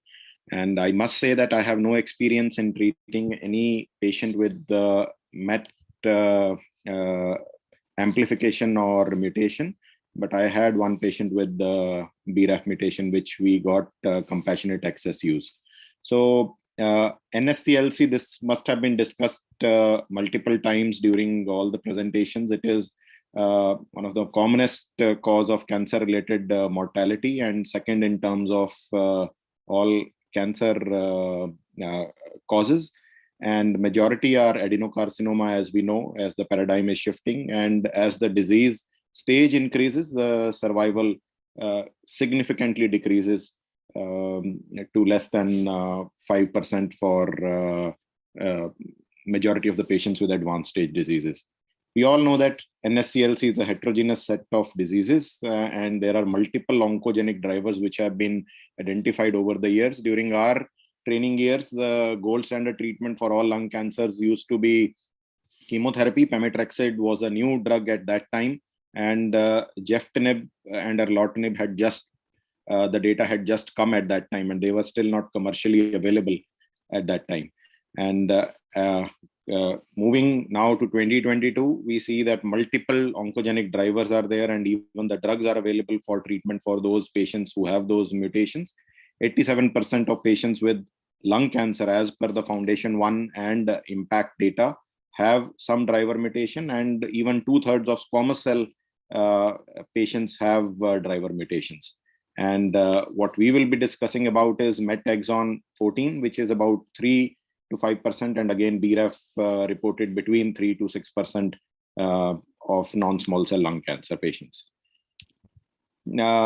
So how do we identify these? Majority of this will be by the next generation sequencing. We know that it is quite labor intensive, but it gives the most efficient, it makes the most efficient use of the tissue compared with the single gene testing, and whenever possible should be used.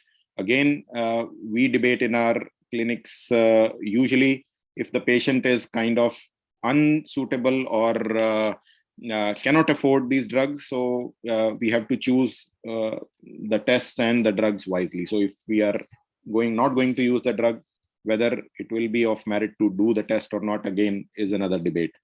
So BRAF mutation, BRAF is a serine threonine kinase belonging to RAS-RAF-MEK pathway.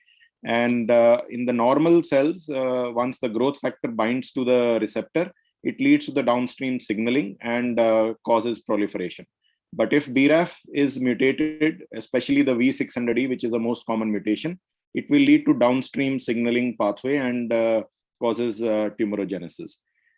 BRAF mutations occur in approximately 1 to 5% of all non-small cell lung cancers, and V600E is the most common BRAF mutation identified in 50% or more of adenocarcinomas among the BRAF mutations. And this could be significantly associated with female gender, older age, but has no correlation with the smoking state or disease stage. And histologically, for pathologists, micropapillary pattern may be the most frequently seen under the microscope. And it is an aggressive tumor. And once we identify the target, we should possibly look at that drug to be used when BRAF mutation is there. So, so the drug that is available for the combination of drugs which is available is dabrafenib and trametinib. Dabrafenib is mainly the inhibitor for BRAF V600E mutation, whereas trametinib targets the MEK gene. And the combination of this drug is to be used because if only dabrafenib is used, there is potential of paradoxical activation of downstream effectors, especially the MEK, which will kind of negate the effect of dabrafenib, and the downstream signaling will still continue, leading to tumorigenesis. So as opposed to using dabrafenib alone, if we use dabrafenib plus trametinib, targeting both these targets, BRAF and MEK, it will give a better result. This is what we will see in the subsequent slides in the registration study which was done. So this is in fact a phase 2 study, a single arm study with different cohorts, BRF 113928, where the first cohort was only using dabrafenib, and the second cohort was pre-treated patients where dabrafenib and trametinib were used. And in the cohort C, dabrafenib trametinib was used in patients who were treatment naive, who did not receive any treatment, and all these patients obviously had BRAF V600E mutation identified. So median age was 64 in pre-treated patients and 67 in treatment naive, and lymph node was the most common metastatic site, and patients did receive subsequent therapy in form of chemotherapy, immunotherapy, and other biological therapy after BRAF targeted therapy as well. So the combination of both these drugs resulted in a higher overall response rate and a longer median PFS when compared to dabrafenib monotherapy, which we can see 68% overall response rate in both the arms in cohort B and C, irrespective of the fact whether the patients were treated previously with any form of therapy or whether they were treatment naive. Duration of response was almost similar, nearly 10 months. PFS 10.2 and 10.8 months in both the arms, and median overall survival in excess of 1.5 years if this combination was used. And if only monotherapy was used, the median overall survival was about 12 months. The safety profile, we know that this drug initially was used for melanoma, where BRAF mutation is common, and other tumors. We all know that medullary thyroid carcinoma, melanoma, and non-small cell lung cancer. So the safety signals were nothing different from what we had seen in previous trials. And the main toxicity that was seen was pyrexia, asthenia, hyperkeratosis, skin papillomas, which are unique to this kind of therapy, and also alopecia and GI disturbances, but nothing very alarming. And just a word about other BRAF inhibitor, vemurafenib, which has also been studied in this indication, and kind of similar results. It shows benefit, but if it is compared with the combination of dabrafenib trametinib, the results are inferior. So the way to go for treating a BRAF V600E mutation positive NSCLC is using a combination of dabrafenib and trametinib for optimal results. And the starting dose recommended is 150 milligrams of dabrafenib twice daily, and trametinib is 2 milligram, and then subsequent dose reductions depending on toxicity. So the patient that I treated initially had received pemetrexed carboplatin and was on PEM maintenance. And on second biopsy, we identified this BRAF mutation. And at that point of time, this was about 3.5, 4 years back. This combination was not available, but the compassionate access program was open, and we registered this patient, and luckily she got approval. But unfortunately, within 2 months of starting this therapy, she had acute coronary event, and there is some association of this combination and cardiac toxicity also. So with the due consideration, we then stopped the therapy, and second line of therapy with the gem carbo was given to that patient. So moving to the next mutation, which is the MET exon 14 mutation. The various MET oncogenic activation pathways are either MET kinase domain mutation, MET amplification, MET fusion, and MET exon 14 skip mutation, which is again the most common variant that we encounter among the MET gene pathway. So 3 to 4% of patients with NSCLC have MET exon 14 skip mutation, and it is highest reported in sarcomatoid histology. So if somebody has this kind of histology, we should be more alert to identifying MET mutation. And this is also one mutation which is kind of independent of other mutations. So this is, if this is present, MET exon 14, unlikely that there will be other mutations which will be driving that particular tumor. The clinical characteristics of this tumor are usually, as I said, 3% of all NSCLCs. Median age is much higher as opposed to other lung cancers, and especially with EGFR, a median of about 8 to 10 years older age group, and observed frequently in adenocarcinoma, also in squamous cell carcinoma about 8%, and as I said, sarcomatoid histology. And no clear association with smoking history, and it is associated with the aggressive disease with multiple sites of metastasis usually seen. So this basically Kaplan-Meier survival curve showing that patients with MET mutation do much poorer as opposed to patients not harboring this mutation, whether they are all NSCLC or whether they are having adenocarcinoma histology. The outcome with MET mutation is poor if they are not treated. And once you give them MET targeted therapy, there is significant improvement in survival. I am aware of the small numbers that are mentioned in the study, but again, with the percentage of this tumor, I think with time only we will gather more data, as was the case with the ALK mutation, where initial incidence was thought to be less than 4%, and then subsequently we are having now large phase 3 studies, multi-center studies. So in non-treated patients, the median survival of 8 months and nearly tripling of median overall survival. As you can see, in untreated patients, hardly anyone is surviving after 2.5 years, whereas the median here is in excess of 2 years if they are given MET targeted therapy, which is capmatinib. Whether the patients are treated with chemotherapy, immunotherapy, or any other form of treatment, crizotinib, as was mentioned in one of the previous speakers also, that is also one of the valid options.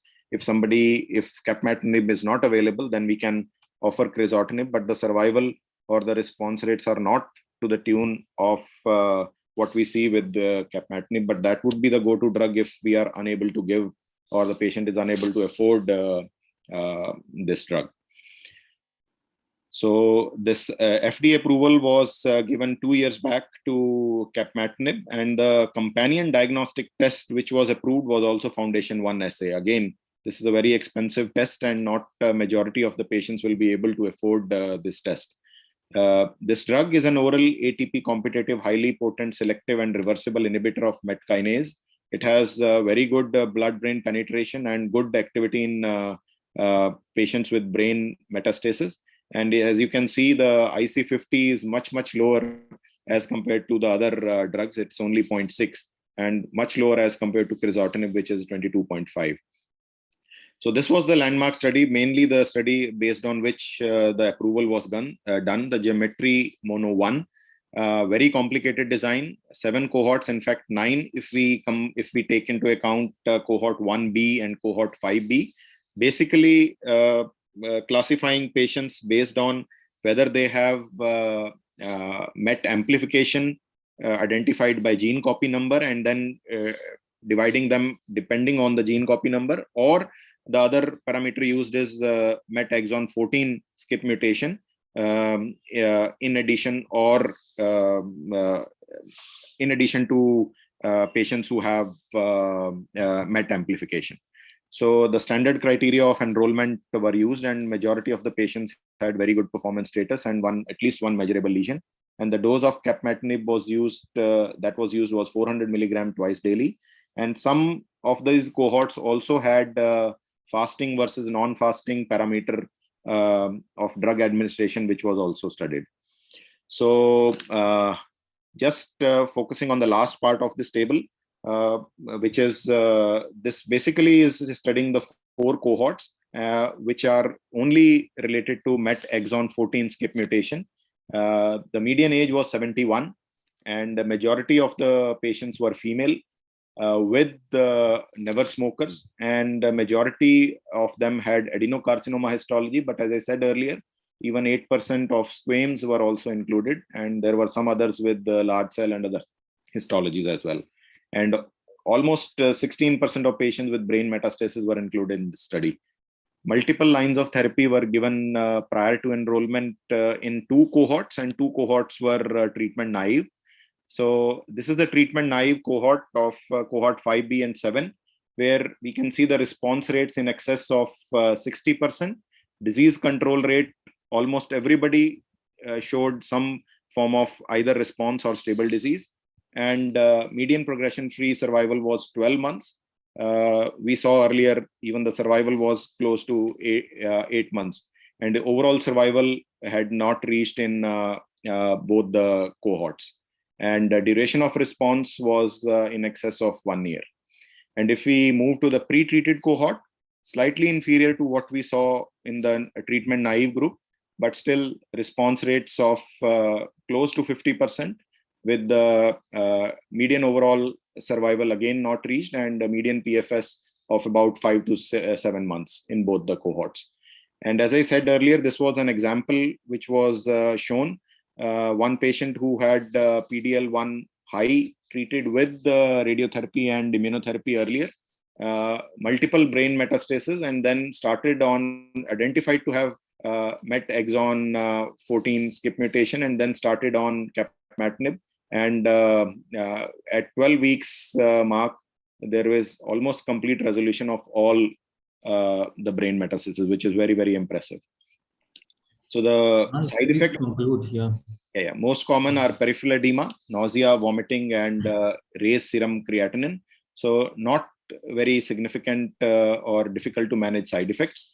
So this trial basically showed meaningful efficacy in patients with advanced NSCLC, which harbor MET exon 14 mutation, and the responses were rapid within 2 months and meaningful duration regardless of line of therapy.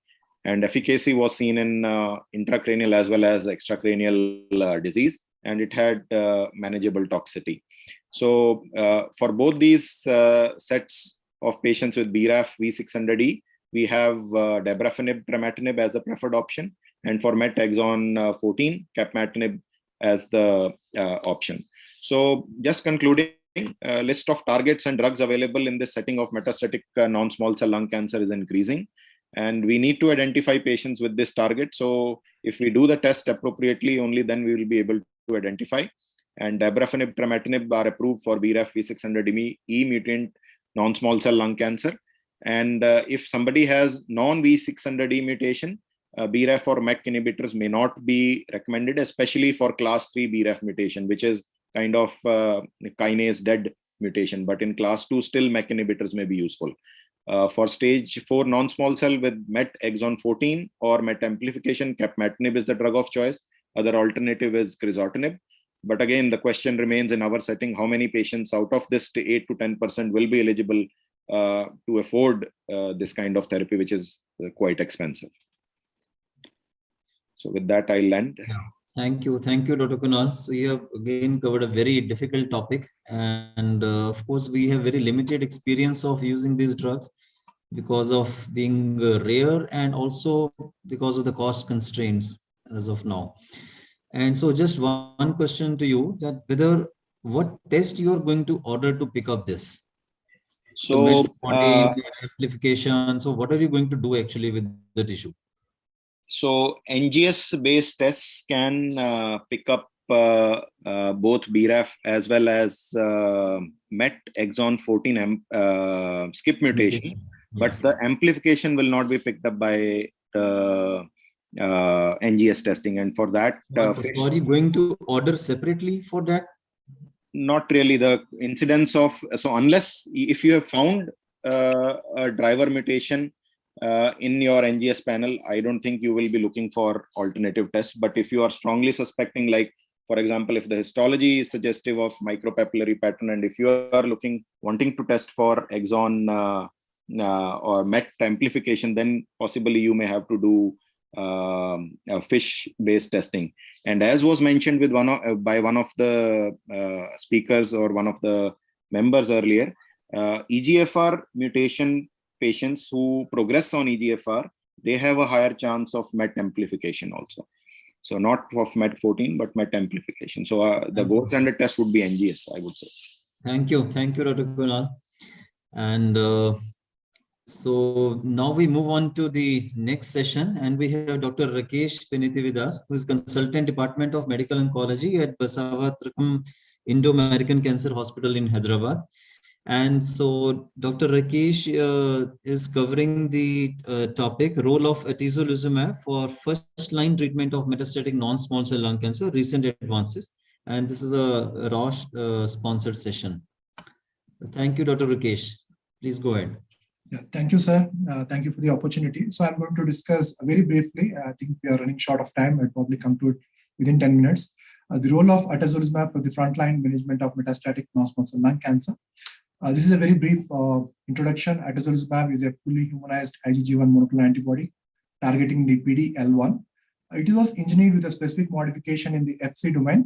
This eliminates the antibody-dependent cellular cytotoxicity, and this prevents the depletion of the activated T cells expressing the PD-L1. The hypothesis, again, inhibition of PD-L1 reduces the immune suppressor signaling in the tumor microenvironment and thereby increasing the T cell mediated immunity against the tumors. Unfortunately, this drug comes with its own complementary diagnostic testing.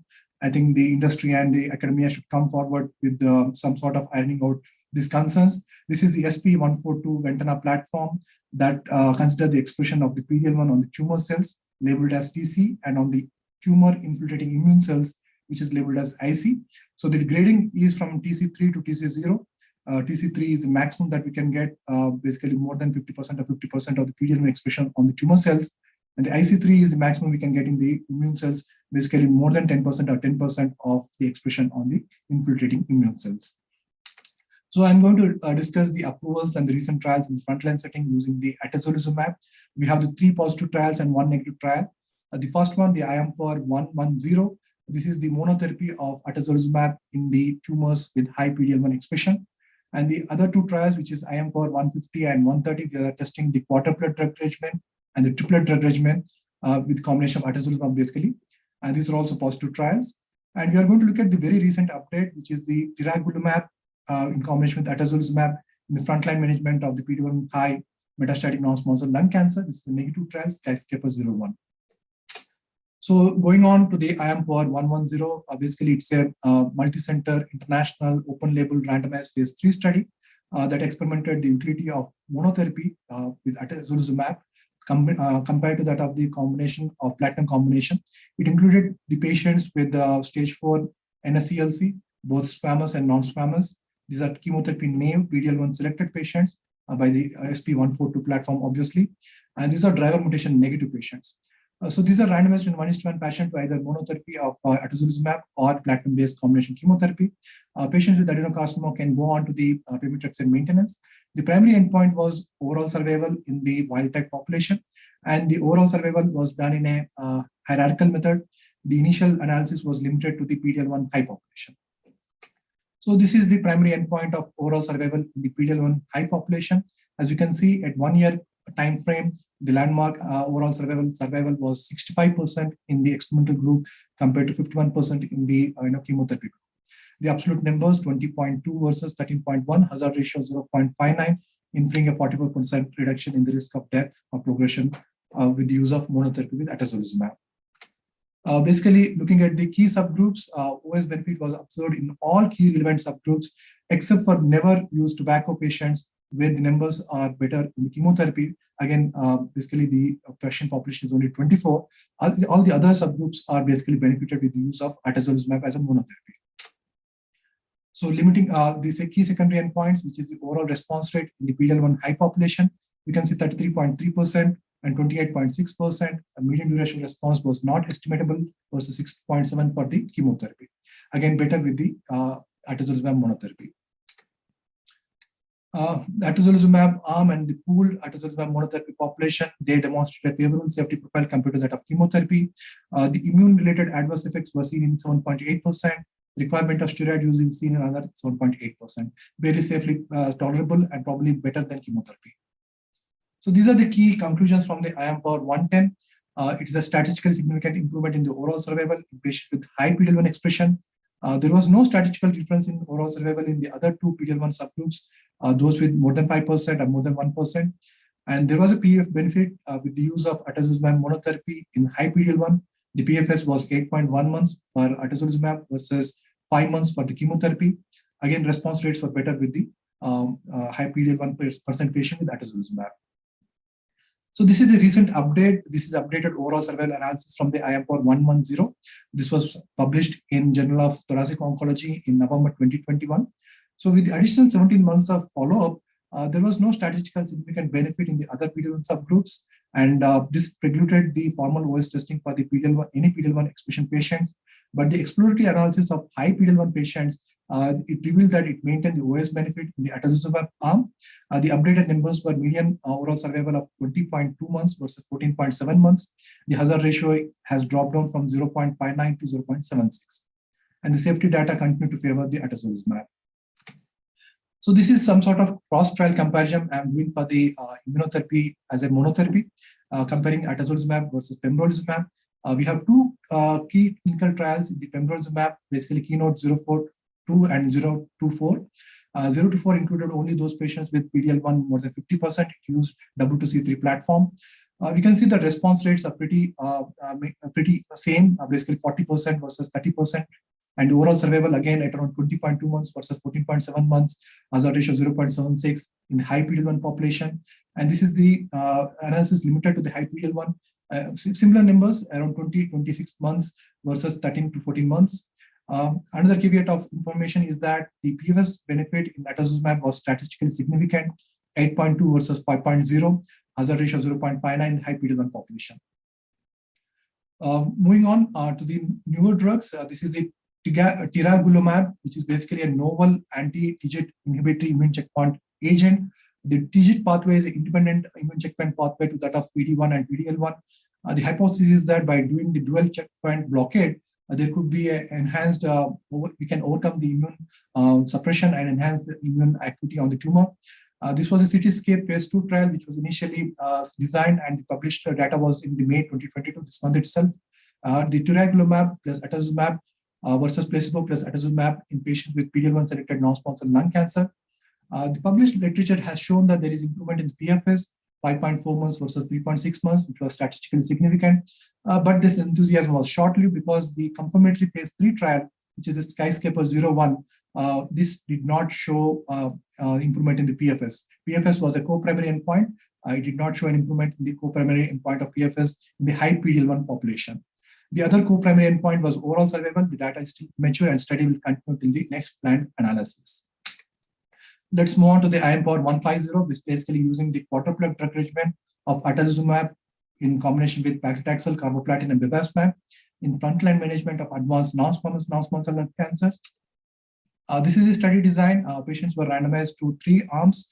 The arm B had the quadruplet drug regimen of using atezolizumab in combination with paclitaxel, bevacizumab. Arm C is the basically control group, which includes the paclitaxel and bevacizumab. This trial tried to address and answer a very key clinical questions. Does the addition of atezolizumab to the then standard of care paclitaxel, bevacizumab added any clinical benefit, or whether there is an improved clinical benefit if bevacizumab is replaced by the atezolizumab. So there are two co-primary endpoints, PFS and overall survival. As we can see, baseline characteristics are well balanced. One important information is that it included nearly 10% of patients with the EGFR mutation across the 3 arms. It also included 14% of patients with liver metastasis. Again, coming to the PD-L1 expression, 50% of patients were positive and 50% were the negative. Looking at the key primary endpoint of PFS, Arm B versus Arm C. Arm B is the quadruplet drug regimen, and Arm C was the paclitaxel and bevacizumab. If you look at the 1-year PFS or 1-year OS, it was 43% versus 34%. And the absolute numbers are 19.5 months versus 14.7 months. It was statistically significant with hazard ratio 0.80.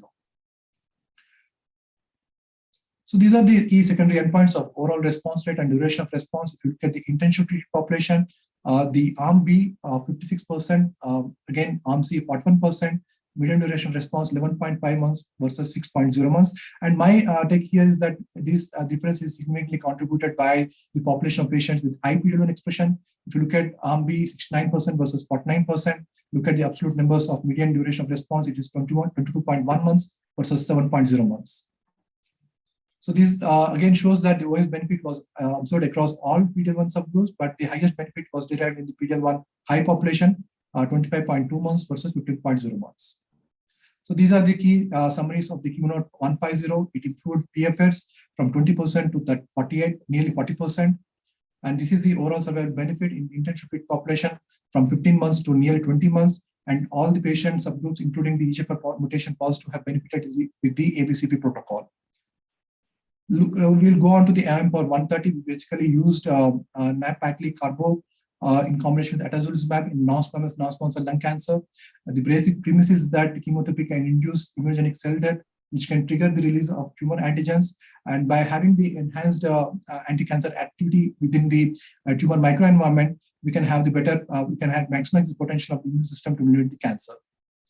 So this is the very clean study design. Patients were randomized in a 2:1 fashion for either the study group or the control group. The study group had the atezolizumab, carboplatin, nab-paclitaxel, basically went on to receive maintenance. It included those patients who are having non-squamous, so pemetrexed was used in maintenance in the control group. The primary endpoint was PFS, and there are two primary endpoints. One was PFS and one was OS. If you look at the PFS, the use of the atezolizumab in combination with paclitaxel definitely improved the PFS. It was 30% versus nearly 14% at 1 year. The absolute numbers were 7 versus 5.5, which was statistically significant. Again, the overall survival also was seen. 2 years point, it's nearly 40% versus 30%. The absolute numbers were 18.6 months versus 13.9 months. Again, hazard ratio of 0.79, which was statistically significant. If you look at the EGFR and ALK-positive non-small cell lung cancer patients, we can see that there was no PFS or overall survival benefit. In fact, IMpower 150 remains the only phase 3 trial that demonstrated clinical benefit of a chemo-immunotherapy combination regimen in patients with EGFR and ALK-positive non-small cell lung cancer. And the higher proportion of patients have complete and partial response in the experimental group compared to that of control group. The partial response of 46% versus 30.5%. Again, median duration of response was 8.4 versus 6.1, which was statistically significant.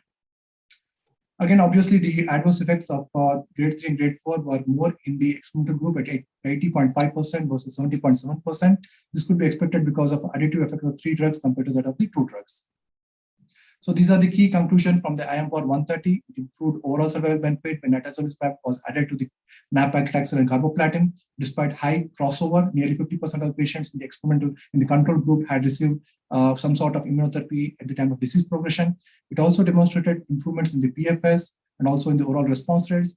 However, the addition of nab-paclitaxel and atezolizumab alone without bevacizumab did not translate into the overall survival and PFS benefits in the driver mutation oncogene-driven cancers of EGFR positive and ALK-positive non-small cell lung cancer, supporting the use of quadruplet combination of atezolizumab, bevacizumab, paclitaxel, and carboplatin in those patients. So that is the overview of my take on the first-line management of non-small cell lung cancer patients with use of atezolizumab. Thank you very much. Thank you, Dr. Rakesh. So you have beautifully, covered the whole spectrum of usage of atezolizumab here. And so, of course, most of us have used this drug and are seeing good responses when we use the atezo in upfront setting here, and along with the chemotherapy. And any questions, Dr. Ashwin, Dr. I think you want to ask anything, Dr. Ashwin? Yeah, so I mean, I've just had one patient. So my only question that I ask is, when we give this drug, do you give prophylactic radiation to all patients, or how do you decide on that, sir? The patient doesn't have brain metastasis. So the study did allow it at a physician's discretion to give prophylactic radiation to these patients. And if they respond well, do you still do that in our practice? I think if the patient is having stable brain metastasis, basically asymptomatic, probably we can hold off the radiation. I think the study included only those patients who are having stable brain metastasis, which in the sense that they are asymptomatic and already dealt with. with radiation or some other symptomatic management? Yeah, as in most of times we can observe stable and small brain metastasis and use radiation whenever required and can keep them on close follow-up. All right. Thank you, Dr. Rakesh. And so we move on to our next talk. So this is by Dr. Vijay Patil, who is a very well-known personality. He's a professor medical oncology, solid tumor in Tata Memorial Center, Mumbai. So Dr. Vijay Patil could not join personally right now, but he has shared his lecture. A pre-recorded lecture will be just playing now. And so the topic is, how do I treat metastatic non-small cell lung cancer, squamous, after IO plus chemotherapy failure? So this is again a very difficult situation where we have used immunotherapy, and so what to do next once the patient progresses. So let's listen to what Dr. Patil has to say.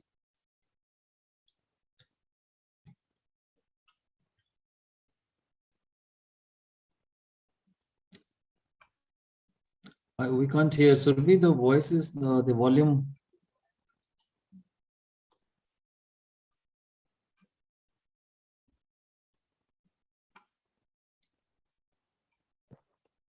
Support team, can you run the slides, please? Or Surabhi, you are running it? Good evening to all. I thank the organizers for giving me this opportunity. And the job given to me is to talk about metastatic non-small cell lung cancers who have progressed post immunotherapy and chemotherapy failure. Don't have any conflicts for this presentation. And the whole talk is based on the assumption that the patient is fit for chemotherapy and he doesn't have any driver mutations and there are no oligometastasis PD. So just to complete this topic of oligomet speeding, so if you have a patient on IO plus chemotherapy and there's a single site of progression and the rest all is controlled, you would like to treat that site with SPRT or another form of local therapy and continue the IO plus chemotherapy. The strategies here are mainly four-pronged. You can think about salvage chemotherapy. You can actually think about continuation of IO if in case you doubt that this is pseudo progression, which would mean that the patient is actually doing well. There is a kind of progression which is commonly as a new nodule coming up, but the patient is absolutely asymptomatic. The old target lesions are actually decreasing. That is a situation when you would suspect that it is a pseudo progression, and you would actually think about considering continuing the IO and actually looking at a scan done after a month or so to confirm that your suspicion was correct. We'll talk about IO re-challenge, and we'll also talk about studies which are going about which would talk about IO, a combination of IO with agent to overcome the resistance to IO. To start my talk, I think it's important to understand we are in a place where there is no standard therapy as such. There are very few randomized studies. In fact, I don't know of any randomized study which has been done post IO plus chemotherapy failure. So the best strategy for this patient, if you have a clinical trial ongoing, would be to enroll the patient in those trials. And this would be what I would be talking about. That patient has progressed. Let's first talk about salvage chemotherapy, which most of us commonly do. Now, I did a PubMed search, and this is the largest data, and this is from a retrospective analysis from multi-centric Italian study, multiple centers in Italy, called the Clarity. What it gives is a data of 300 plus patients who have received IO and chemotherapy, and they have now progressed, and they would be receiving salvage chemotherapy. So something which exactly suits what we are discussing today. And you could see that most of the patients here had received nivolumab followed by pembrolizumab, and there's a good mix of adeno and squamous. Now this is what was the responses to the previous IO therapies, around 21%, which is what we would expect with first-line IO therapies. And this is what they gave. They gave a platinum combination and some gemcitabine, taxane, vinorelbine, and other regimens were used in a minority of patients. And what they got was interesting. What you see here is that the median OS was around 9 months, and the median progression-free survival was around 5 months. This was what we achieved overall.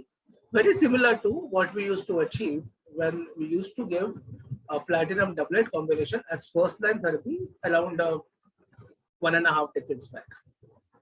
They did a multivariate analysis and they found that patients who had female gender, patient who had better performance status, and patient who had previous response to, in fact, disease control rate, which also means that a stable disease, previous response to IO, they did better.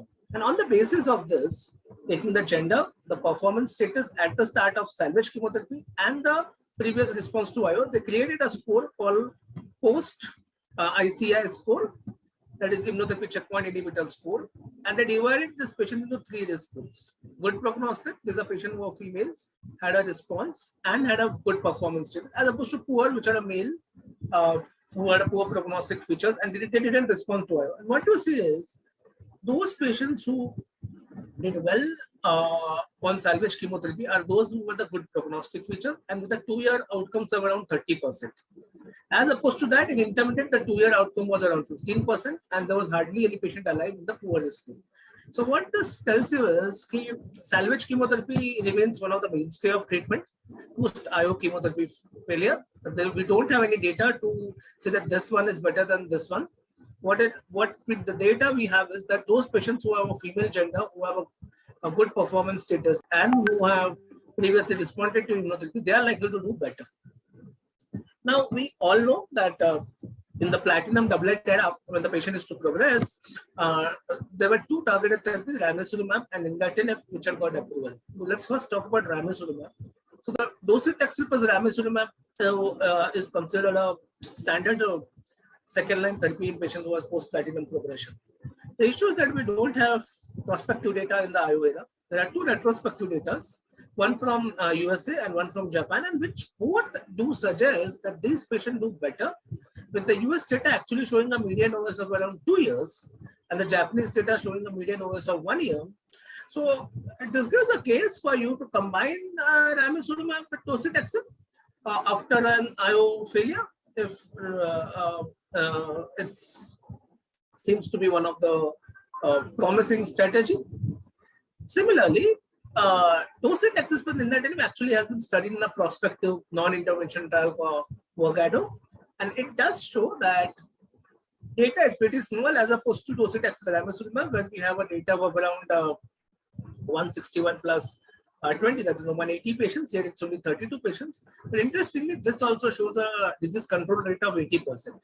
So what we could say is that single agent chemotherapy plus minus contribution for giving anti-angiogenics could be one of the consideration. Now, which are the patients in which you would consider giving anti-angiogenics? Actually, there is no direction from the literature that which of the patients would benefit, but it seems that the patients who had initial fast progressions, or those who are poor prognostic or intermediate prognostic features as by the ICI score, may be the ones in which you may consider giving it, because patients who had a good ICI score actually do better with salvage chemotherapy alone itself, and you could consider adding anti-angiogenics like ramucirumab or nintedanib in these patients. Let's talk about another strategy which we discussed, immunotherapy rechallenge. Now, who is the ideal candidate for rechallenge for immunotherapy? There are multiple series which I have curated, and on the basis of this, it seems that a patient who has discontinued his IO and has a 2-year progression-free survival seems to be the best patient. The second category of patient who do well is patients who discontinue IO because of severe advancement, but which were not life-threatening. And what is the data to support this? If you look at the Keynote 010 and Keynote 024 data, there were patients who were rechallenged with pembrolizumab. And in these patients, though this criteria of 2 years was used, and you could see that a partial response or a stable, that is disease control rate, was achieved in nearly 80% of patients in both these studies. So seems to be a feasible strategy, but this would be applicable to a very few patients, like 10 to 15% of patients.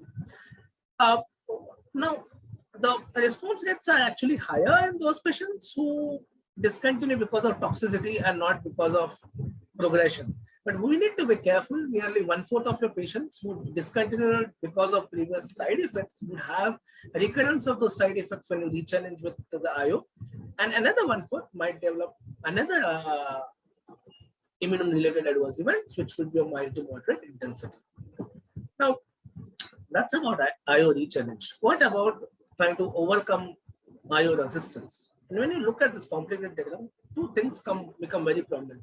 One is VEGF pathway, which is sitting at the center of it. Another is the PRP pathways, which are another local, no, I wouldn't say centrally located, but seems to be the other prominent pathway. There's adenosine pathways which are active with respect to CD73, and these are the pathways which are been targeted in clinical trials. We don't have much data there. So the basic mechanisms which people are trying is to combine with PARP inhibitors after IO, give lenvatinib or sitarlatinib with IO, or to overcome these mechanisms by using a EGFR inhibitor. Now we don't, these are all ongoing trials, and if you get an opportunity, you can enroll on them. Just to give an idea, the data for sitarlatinib is out, and among 46 patients who were treated with immunotherapy, there was 84% who demonstrated tumor reduction when this drug was given post-IO, and 28% had partial response, and most of the patients would have had minimal side effects. Similar promising results are seen with lenvatinib also, and that's the reason why the receptor kinase inhibitor are being tried in clinical trials at present. So with that, I would the take-home message from this is, if the patient has failed post-IO plus chemotherapy, the first practical option remains is salvage chemotherapy. Patients who have a female gender, who have previously responded to IO and who are good performance students, do very well with a 2-year OS of around 40%. Patients who have a male gender, poor performance status, do actually poorly. I would recommend that in the patients who have an intermediate risk, or like either they are male or have not responded well to previously IO, you may consider having anti-angiogenic like ramucirumab or nintedanib in these patients if you are planning them with docetaxel. Re-challenge with IO remains a possibility, but this is for a minority of the patients. The best candidate is those who have had a progression-free interval of 2 years. It's best to enroll this patient in studies, especially studies which are looking at RTK inhibitors or looking at BRCA inhibitors or looking at other pathways. With that, that's all from my side. Thank you. So thanks for Dr. Vijay Patil, who could not be here personally, but he was kind enough to share his video recording of presentation with us. And so again, we had a very informative talk on a very difficult topic, and because this situation is again difficult to manage once we have exhausted the options of IO and chemotherapy. And so next we move on to a sponsored session by AstraZeneca, where we are discussing the evolving role of immunotherapy in extensive stage small cell lung cancer. And we have Dr. Ashwin Phillips with us, who is Associate Professor and Head Medical Oncology, CMC Ludhiana, and as well as Mohandai Oswal Hospital, Ludhiana. So Dr. Ashwin Phillips, please go ahead. Thank you, sir. Thank you for the introduction. And can you see my screen? Yes, you can share. The screen visible now? Yeah. Yeah. So without wasting much time, I'm here to talk about the evolving role of immunotherapy in extended stage small cell lung cancer. We'll skip to all these because we already know a lot about this. What is important in the management of a small cell lung cancer is the last 2 decades, we have not had much beyond etoposide cisplatin. And the Japanese have tried some irinotecan-based chemotherapy with some success, but it has not been replicated anywhere else. So for almost 2 decades, we've not had much. We've had etoposide cisplatin, carboplatin, that's about it. And the median survival with the best of treatment is around 1 year. So what we've had in the fact is that we've had nivolumab being approved from the relapse setting in a small cell lung cancer. And then what was changing the way we are treating is the entry of IO agents upfront. So you have now NCCN recommends both atezolizumab and durvalumab as induction chemotherapy followed by maintenance in patients with extensive stage small cell lung cancer. So this is the crux of the thing. And we've already discussed all these things, saying that there's always a bit of controversy regarding the how many cycles of induction do you give, 4 to 6, and If you look at etoposide, cisplatin, or carboplatin, 4 versus 6 hasn't had much of a difference. So each of the studies have its own set of protocols in which they've used the immunotherapy.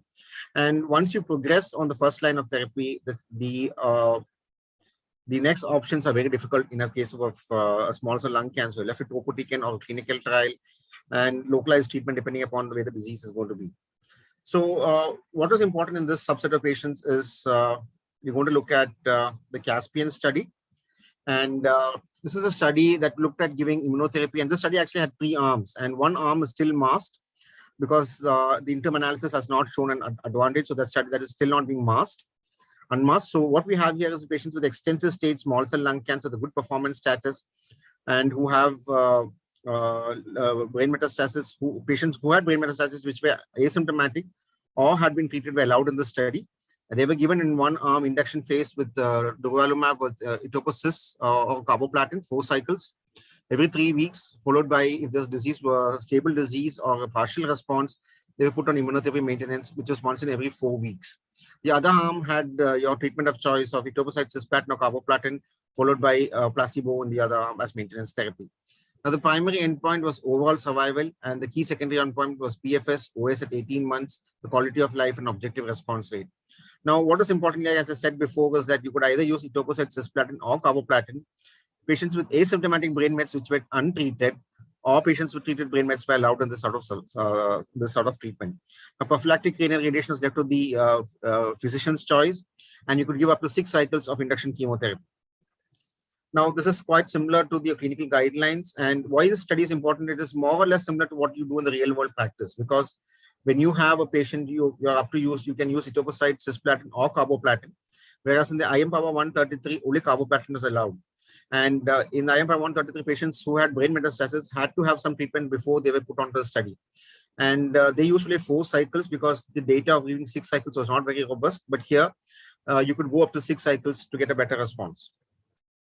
Now, what we saw here is that the addition of immunotherapy to standard therapy improved the OS at not at just 12 months, 24 and 36 months. Whereas if you look at the IM Power 133, you only have data up to 24 months.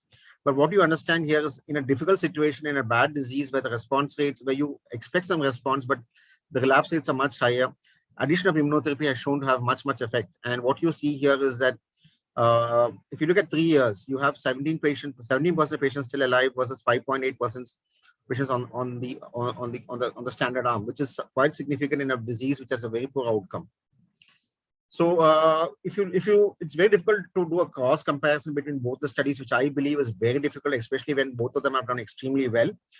So what you see is that both of them have done well. The only advantage, if you look at it for the Caspian study, is the fact that it has a 3-year data, which the IM Power 133 doesn't have. Now, if you look at both the studies, you can look at the 1-year survival is almost similar, 52 versus 51%. 2 years is also similar. What slightly favors durvalumab is the fact that you have a 3-year data as well. If you look at the forest plot, you can see that this has been very well done, that addition of immunotherapy to your standard therapy is definitely going to favor most of the subset of patients. And the objective response rates are also much better when you add immunotherapy to your chemotherapy. And what you see here is the duration of response is also much better when you add immuno. This is what I've seen in clinical practice as well. When you use immunotherapy with chemotherapy, it's not just on the first line, it acts beyond the first line, and you have the action of immunotherapy, as all of us know, has long-term effects. So that somehow is going to make your second line even much more better, and the patients tolerate the second line therapy even much better. So if you look at the progression-free survival, again, what you see here is that compared to your standard of care, at 12 months, it is 17.9 months versus 5.3. At 18 months, it is 14 versus 3.4%. At 24 months, it is almost 11% versus 2.9%. So even if you look at the patients with brain metastasis, what you see here is patients with brain metastasis, the hazard ratio of after when they were put on immunotherapy was around 0.69, and without brain metastasis, it's around 0.74. Showing that in patients, even with metastatic disease who are asymptomatic, the addition of, you could avoid giving or delaying your systemic therapy by giving radiation. You could take off the radiation and start them off on IO agent, which would be equally effective rather than giving radiation and starting chemotherapy. Now, if you look at the toxicity profile, what is important here is that there has been no new toxicity that you have seen with the addition of IO to your standard chemotherapy. And if you look at it, it is almost similar to a standard chemotherapy. So there are very nominal differences in discontinuation rates because of toxicities in both the arms. And as you would expect it, immunotherapy, you would expect some amount of thyroid dysfunction or endocrinopathies with your immunotherapy. So again, if you look at the other safety profile like a febrile neutropenia, pneumonia, and all those subset of patients, there isn't much of a difference between both the arms, showing that the addition of an IO did not make your quality of life or your toxicities worse. If you look at the quality of life, which plays a very important role with these patients and patients who are relatively sick, what you've seen is that your addition of IO to your chemotherapy has actually markedly improved all these things, which is what I have seen in my clinical practice as well. And the time to deterioration from the baseline is also favoring the use of an IO immunotherapy.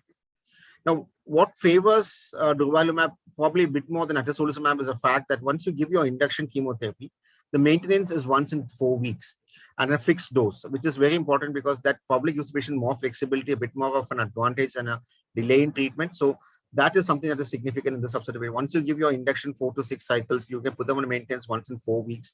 That makes it slightly more favorable for the patient's profile.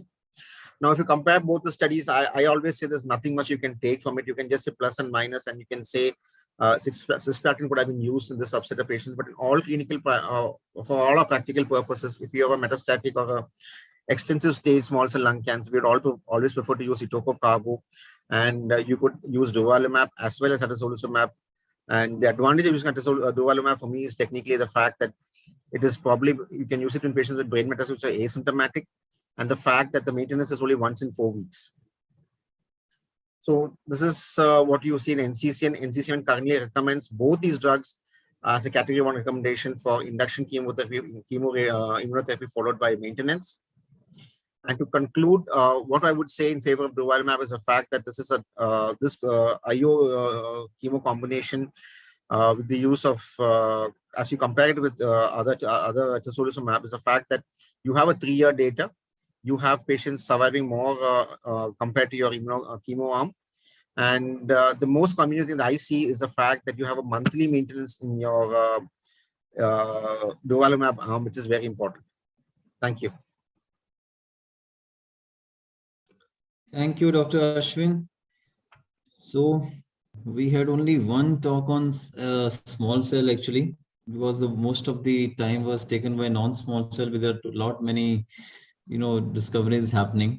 So, but this was interesting to know, and so there is something to look upon to in the space of small cell lung cancer as well, which is a very difficult and actually a devastating disease once it is metastatic and extensive, because most of the times the disease comes back with a vengeance, and we are not able to save most of these patients. And I think if no more questions and all, to Dr. Ashwin, thank you for your time, sparing your time and sharing your knowledge with us.